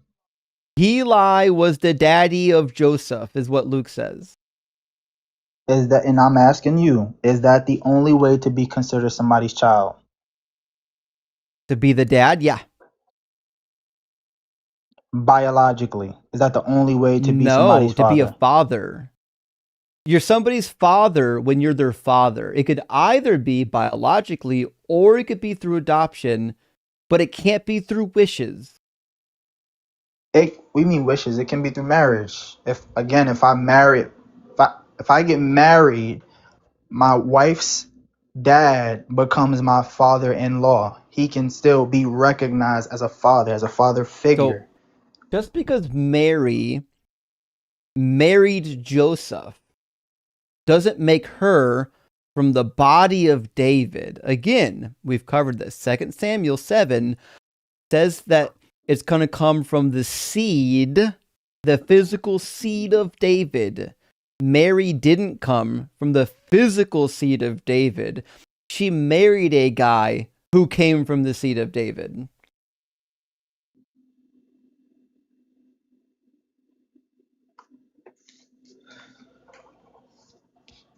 Son of Joseph. I mean, again, I feel like I gave an account for as to how you gave a cope. I mean, how it traces back, but you didn't. It's not a cope. I mean, it's a bad cope. It's one of the worst we've ever heard, actually.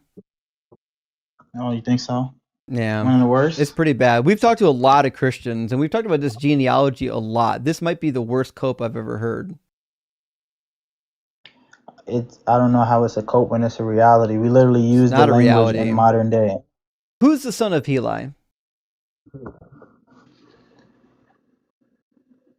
It would be Joseph. Yeah. Did Joseph come from the body of Heli? No. He married his daughter. Oh, he did. So Joseph married who? His daughter.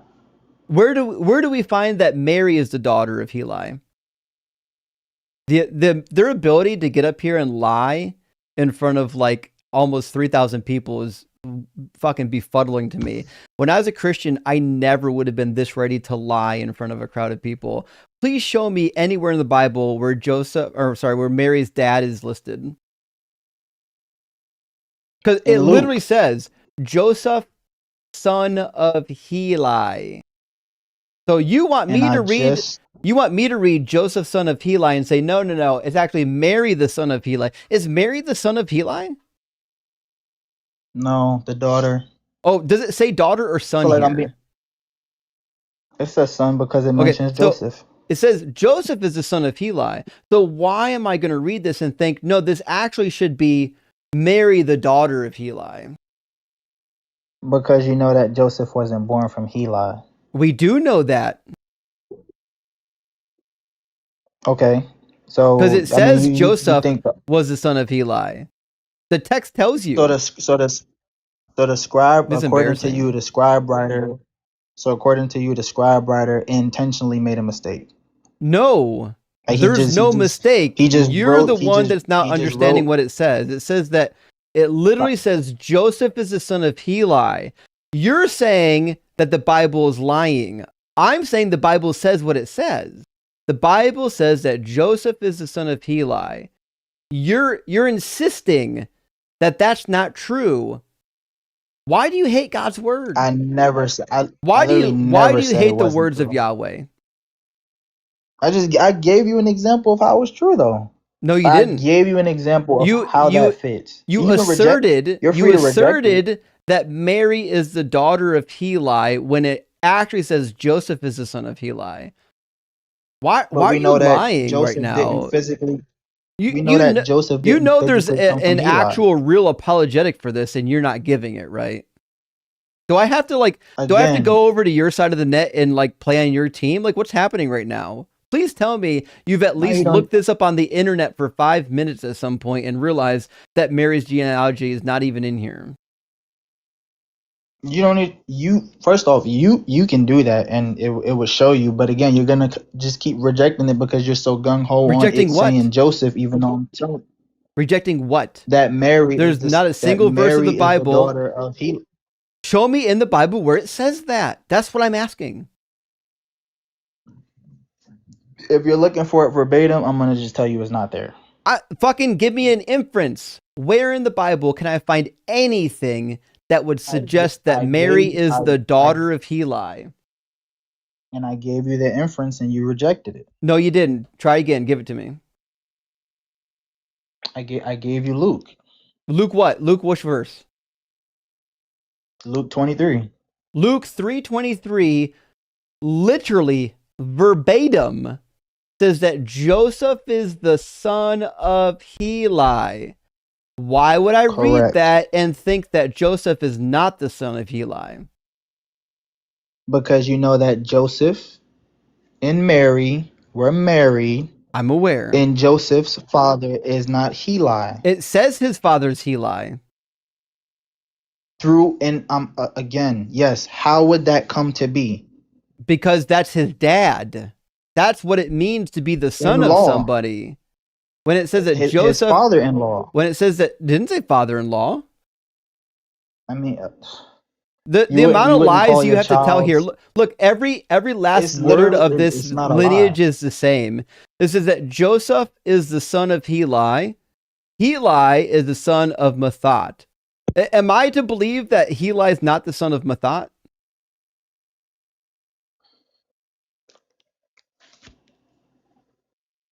So you're not to believe? Is Heli the son of Mathat?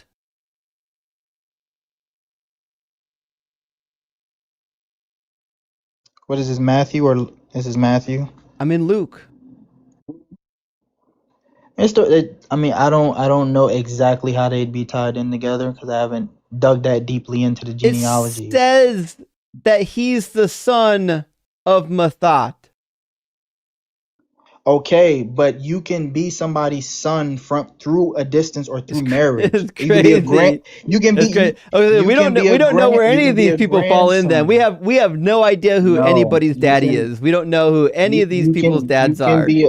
What a wild ride that the cognitive dissonance carousel is crazy here tonight. It's wild that Christians will get up here and lie with this amount of reticence and then accuse you of being dishonest. What a crazy time we're living in. Is it? I think it's 2026 still. 2026, Christians come up here and say they hate God's word when it says that Joseph is the son of Heli. No, it's not true. Actually, Mary's the son of Heli. I never said that wasn't true, though. Who's Joseph's daddy? I literally never said that wasn't true. Who's Joseph's daddy?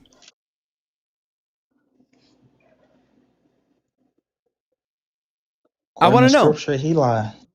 No, you. Oh, so they're fucking siblings? Joseph and Mary are siblings? Oh no, he didn't say by marriage. You liar. I mean, does it have? Liars go to the lake of fire. Revelation 21:8. You want to go to the lake of fire? It's crazy. But the Bible could say by marriage. The Bible doesn't say by marriage. Okay, so what does that mean? It means exactly what it says. It means that Joseph is the son of Heli, and we have no idea who Mary's daddy is. This is an embarrassing quote, and we're not actually gonna entertain this any further. I'm not gonna go around on the cognitive dissonance carousel with you another 10 times. If you want to read the Bible and say the words don't mean what the words mean, you're welcome to do that.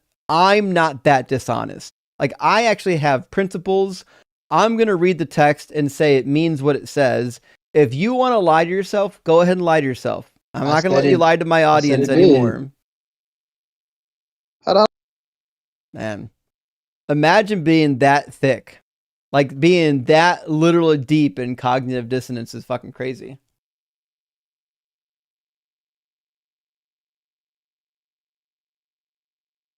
Well, what are you gonna do? Words never mean words.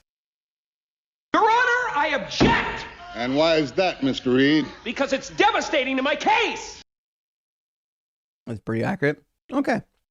Well, here's what we're going to do. I promised I would get Trevor in, and then after that, it's 2 a.m. I'm going to read super chats after we get done with Trevor, and then we'll call it quits after that. It'll be a late fucking night for me. Tomorrow's Tuesday, right? I don't think I have to be up in the morning tomorrow.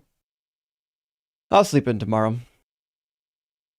All right. Let me grab Trevor from the guest queue here. Welcome in, Trevor. Check, check. Yep, we can hear you. Sweet. How's it going, man? Not too bad. Trevor, are you at least 18 and do you believe in God? I am 25. And I am a believer.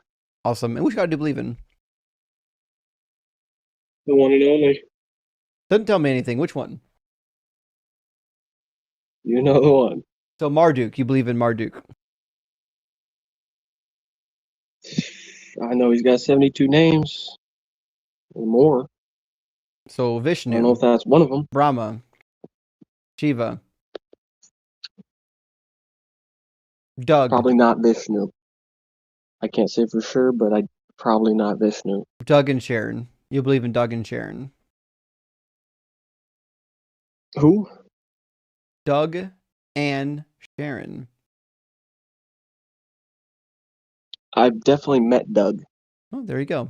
We got a believer in Doug. So I wouldn't call him God, but I'd like to believe in his existence. You believe in Sharon, don't you? How do you spell that? Sharon. No, not with 2 R's. It's unfortunate. So I assume that you're a Christian that's too afraid to say you're a Christian? Yes. Gotcha. That's exactly right. What'd Jesus say? If you deny me before... So wait, you said you were a Christian, If you deny right, me for 20 before years? men, I'll deny you before who? Sorry, what? What did Jesus say about denying him?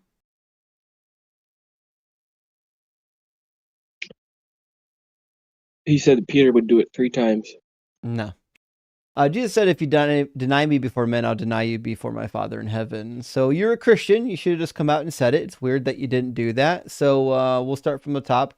What do you think is the best evidence or the best argument for the... I'm not a Christian. With that title. To be Christian is to be Christ-like, and no one's coming close, buddy. That's not what that means.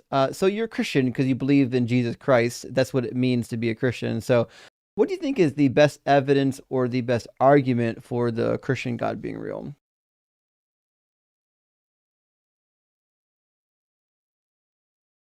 Well, okay, those are kind of 2 different questions. So the best evidence is kind of personal, not something I can really present to you. The best argument, I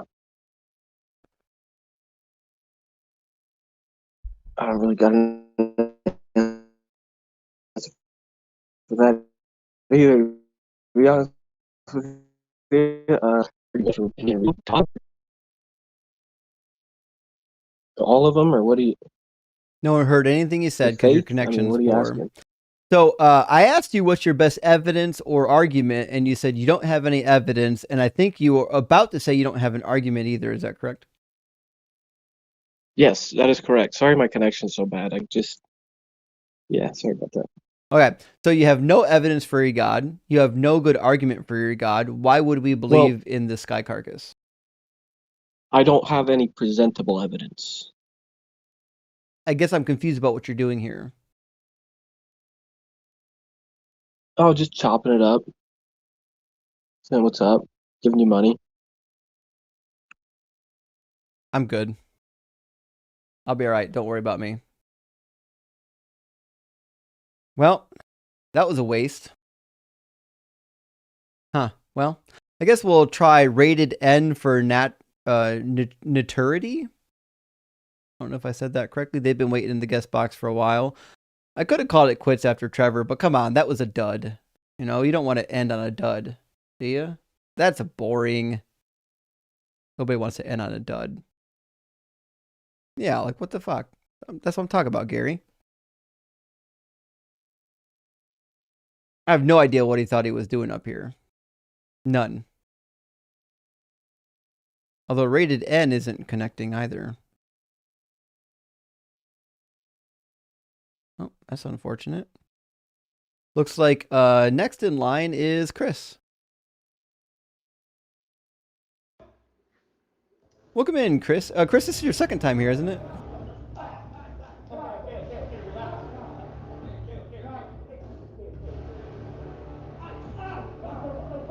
What's he watching? Is that a movie? What language is that? I'd turn my audio up. I can barely hear it. Oh, fuck it. All the way up. What movie do you think that he's watching over there?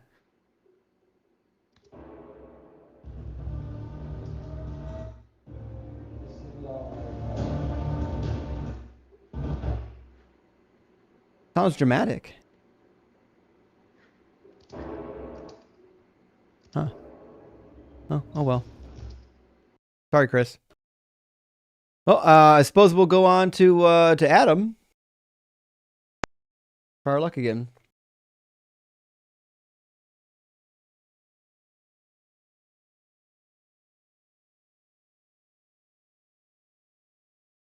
Maybe. Fuck, maybe it's too late at night. Maybe no one's going to connect. Maybe that's Doug's sign that it's time to get the kitties rounded up and hit the hay.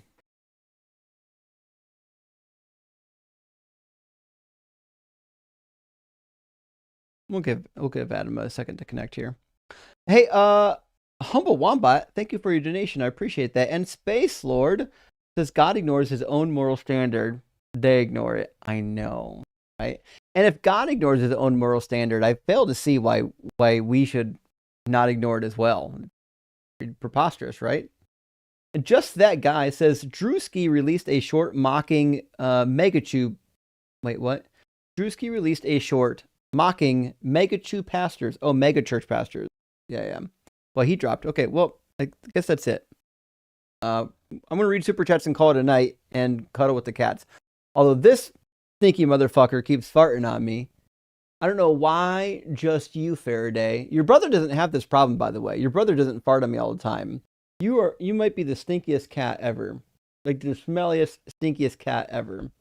But you're so damn cute. Okay. So I don't know who Drewski is, but it says Drewski released a short mocking megachurch pastors. And listen, I'm down for that. I hated megachurch pastors even when I was a Christian. They're the bane of our Christian existence. They're the worst. They're absolutely fucking horrible. Worst human beings on the planet. No wonder that Trump loves them, right? Pigeon Toad says, ask if his Logic house was built before 1978. I should have. John, thank you for the super chat. Says, thanks for doing the Lord's work, Justin. Love you. Well, thanks, John. I appreciate that. And I certainly am out here doing the best that I can against what seems to be maybe the least intelligent. God sending his least intelligent. I have to believe this is not his best. Dredd says Apostle Logic is a bratty bottom. I don't really know. I do know this. I think he's projecting. That's what I think.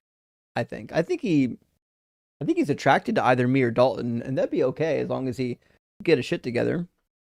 Ben says, guy makes homophobic insults. Conservative rallies are largely Christian, no? And yet Grindr crashes constantly during those events. I know.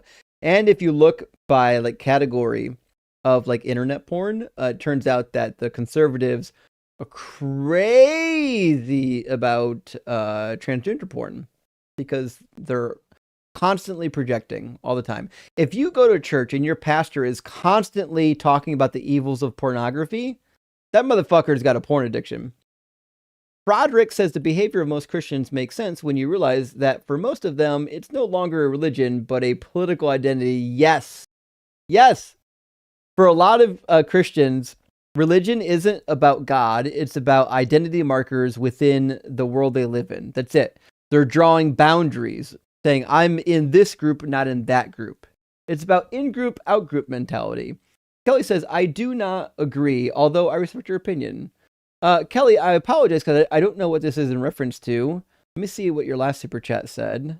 It's been so long that I apologize. I don't remember what it was. It might have been before the restart. But hey, listen, we can agree and still respect each other. You know what I mean? That's perfectly okay. And Drex says, here's a $5 for the absolute brick oven roast you put on Apostle Logic. Holy shit, he had nothing but rhetorical strategy and didn't even use that right. I know. It was so bad. He had no substance at all. And when he tried to switch to the meta failed him. It wasn't good at all. Josh says, why is she assuming we haven't read this 100 times? I know, they always do. They always think that maybe if we just read it, like we would find what they found and we would believe.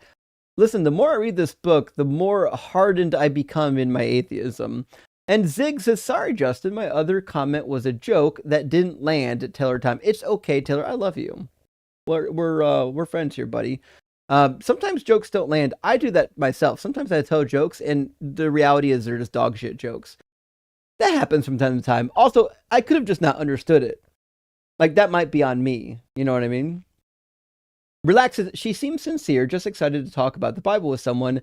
I think a lot of Christians don't seem to take scripture seriously or talk about it.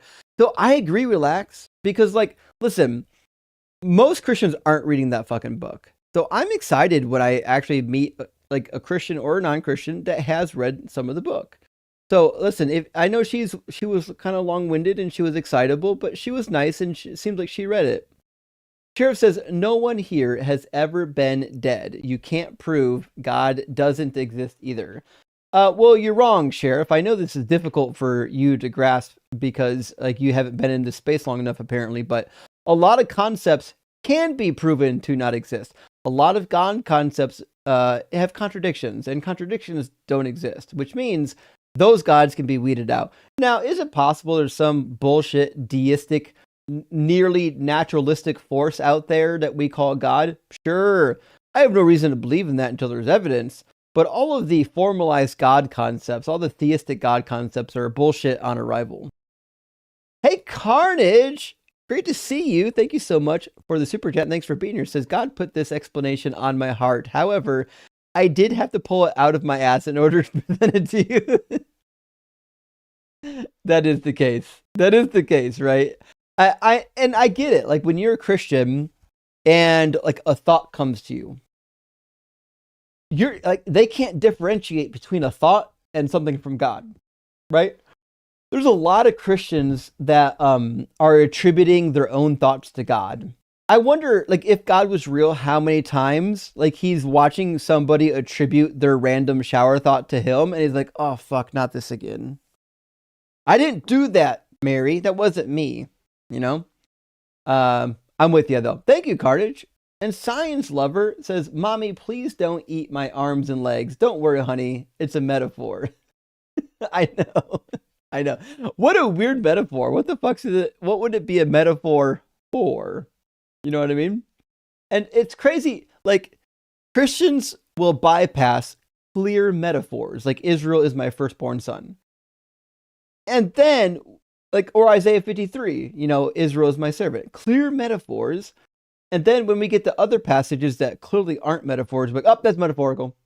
Like, you have no idea what a metaphor is. A metaphor is whatever you need to not be literal. You know what I mean? Silitax says, worship me. Why? God, because I will save you. Me, save me from what? God, from what I'm going to do to you if you don't worship me. That's a really good meme, by the way. That's one of my favorite memes. In fact, that one and the one where Jesus is praying and he goes, hey God, it's me, you. That was the first meme I ever saw that like immediately solidified my opinion on a theological standpoint. Because like I had trouble with the Trinity even like entering Bible college. Before I even got to Bible college, I was like, man, the fucking Trinity's is so weird. It's got problems. It doesn't make sense the way that we've got it, right?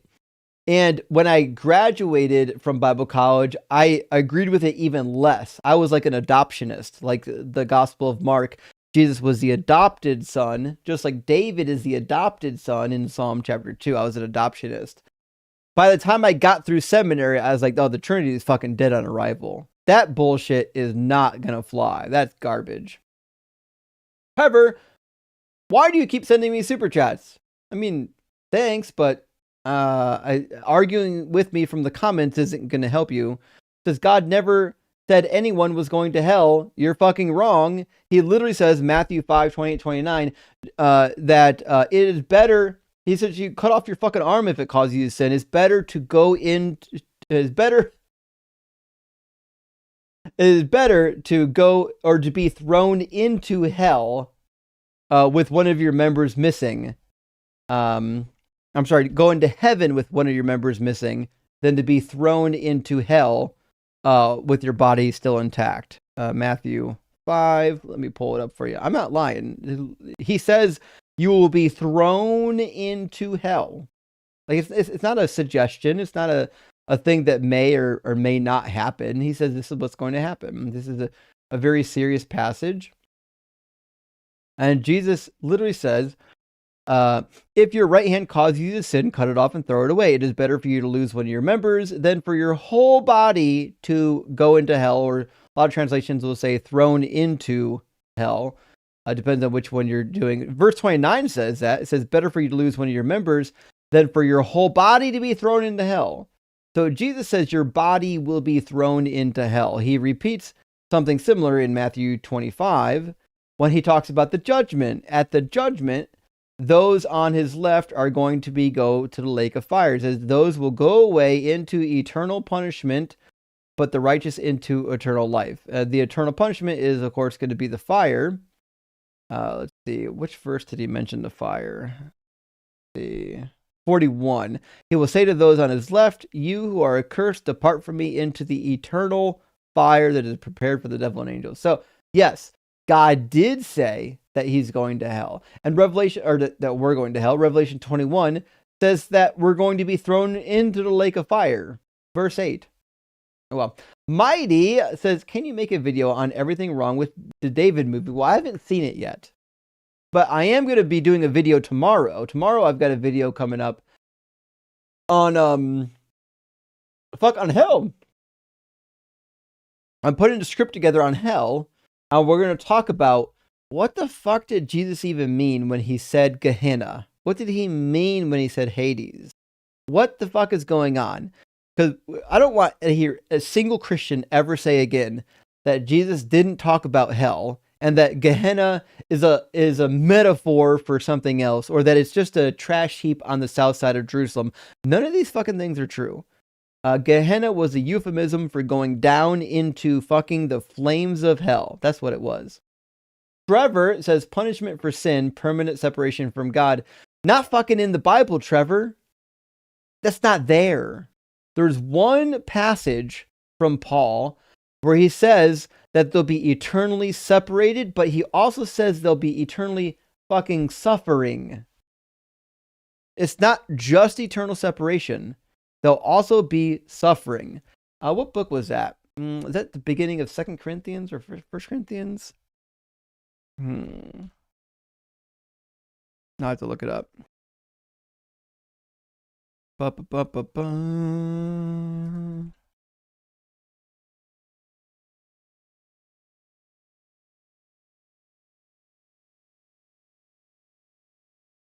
see.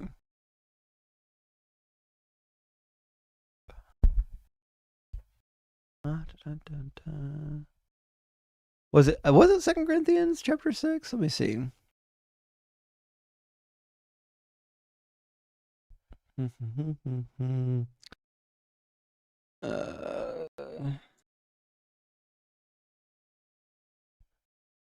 I know. Oh, 2 Thessalonians.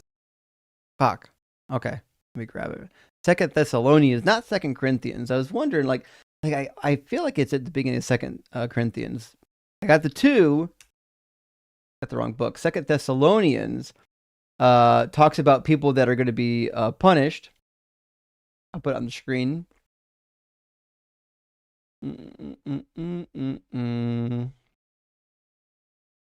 Where he says, in a fiery flame, inflicting vengeance on those who do not know God and on those who do not obey the gospel of our Lord Jesus, these will suffer the punishment of eternal destruction, separated from the presence of the Lord, from the glory of his might. Which is odd, because as it fucking turns out, the book of Revelation says that this happens in the presence of the Lamb. Bible having a little bit of trouble keeping track of whether or not hell is in the presence of God or not in the presence of God, but it is what it is. Trevor coming in again, arguing from the comments, says, that is death. Jesus took that punishment. No, the fuck he didn't. Jesus didn't take our punishment unless he's dead. Our punishment was eternal death. Jesus was maybe dead for 2 days. That's it. 2 nights. So, he didn't take our punishment. Trevor again, arguing from the comments, says, you can find out how real God is. Sell your soul. Already have. Jesus isn't real. He's a liar and a fraud. Also, Satan isn't fucking real either. He's a boogeyman that is used to scare people that are gullible. Trevor. This God is fiction. Fiction. Tonic says, the children were starving too. What the fuck? I know. And Jesus lets them starve. Patty says, rein her in, please. Enough of the filibuster. Well, listen, she was being nice. And, like, I get it. Like, people don't like Japanese, but when they're being nice, I give them a little bit of leeway. Because, like, we don't get many of them anyways. Might as well give them some leeway to yap a little bit. Big Boned. Thank you for your donation. I really appreciate that, Big Boned. And Joshua says, I worked in staffing. The job market forecasts we're getting this year are shaping up to be the worst since 1970s. No fucking way.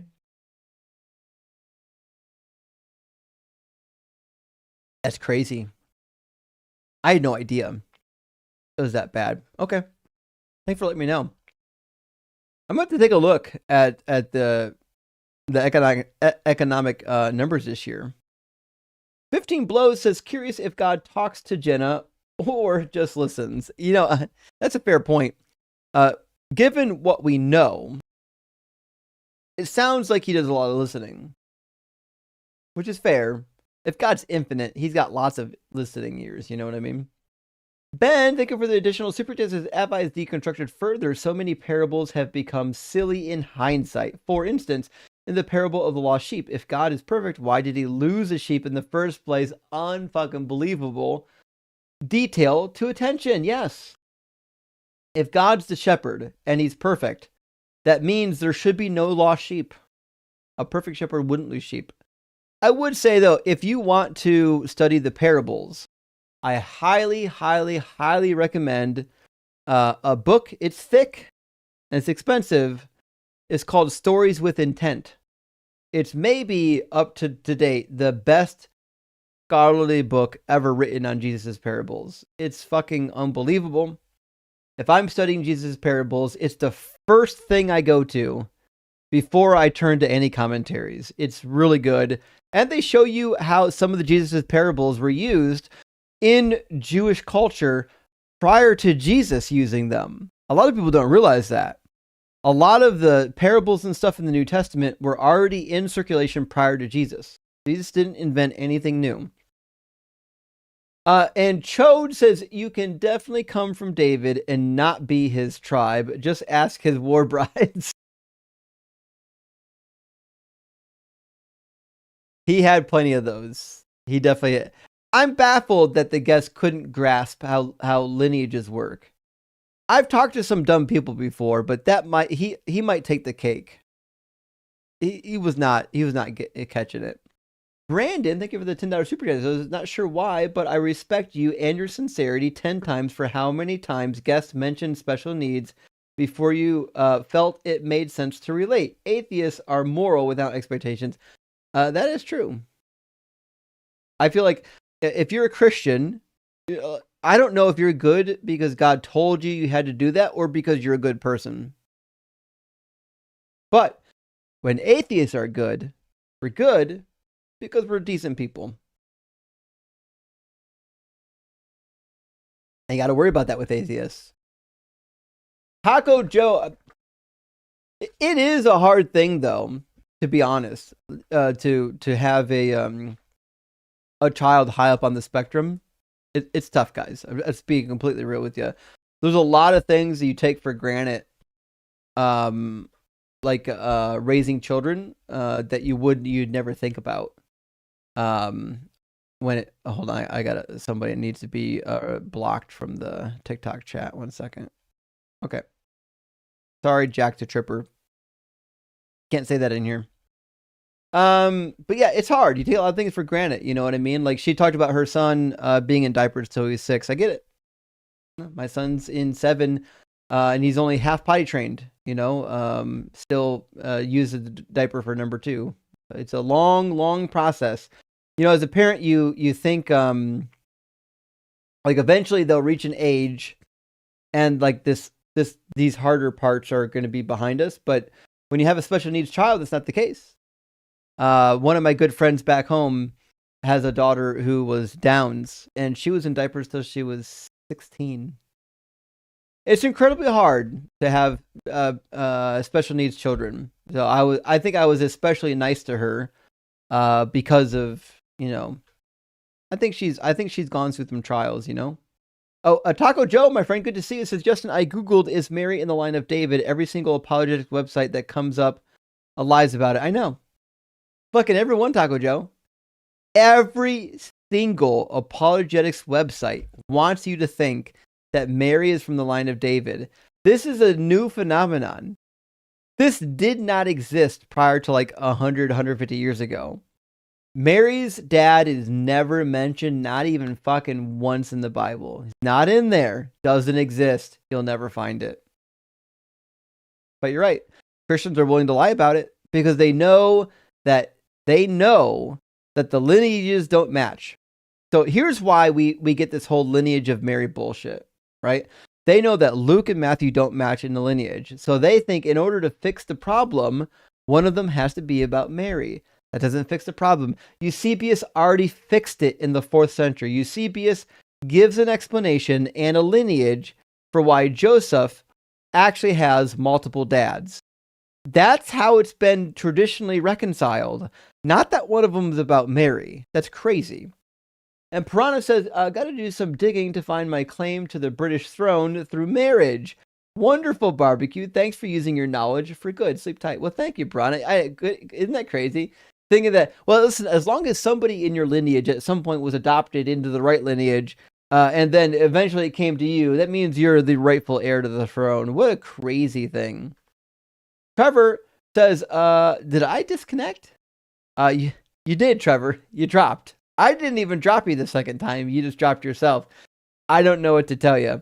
Also, Trevor says, suffer this. I'm sorry. I don't know why you're sending me $200 and saying suffer this. Listen, I don't know what's happening anymore. If you were an atheist, I would say, hey, fucking thank you for the $200. That's super generous. But I don't know what you're doing at this point. Like, I don't know what you mean by suffer this. I'm perplexed as to what you think you're doing. I'm concerned that you might not even be sober at this point. If that's the case, please take the night off and sleep it off. You'll be fine tomorrow. I have no idea why a believer in Christ would be on this live stream arguing with me from the comments in this particular method. But that is what it is. Hey, welcome to Deconstruction Zone. And Boar says, if God can't be questioned, it can't be trusted. I agree. And if God is real, God could withstand your questioning. Obvious Cam says, I woke up this morning expecting to have muesli. Oh, muesli is pretty tasty. And a coffee for breakfast. Yet here I am having a crispy Christian bacon chow from a Brit in Italy. Well, shit. I bet the food is better over there than it is in in the UK. But hey, thanks for the super chat. Good to hear from you, and I hope you enjoyed the barbecue.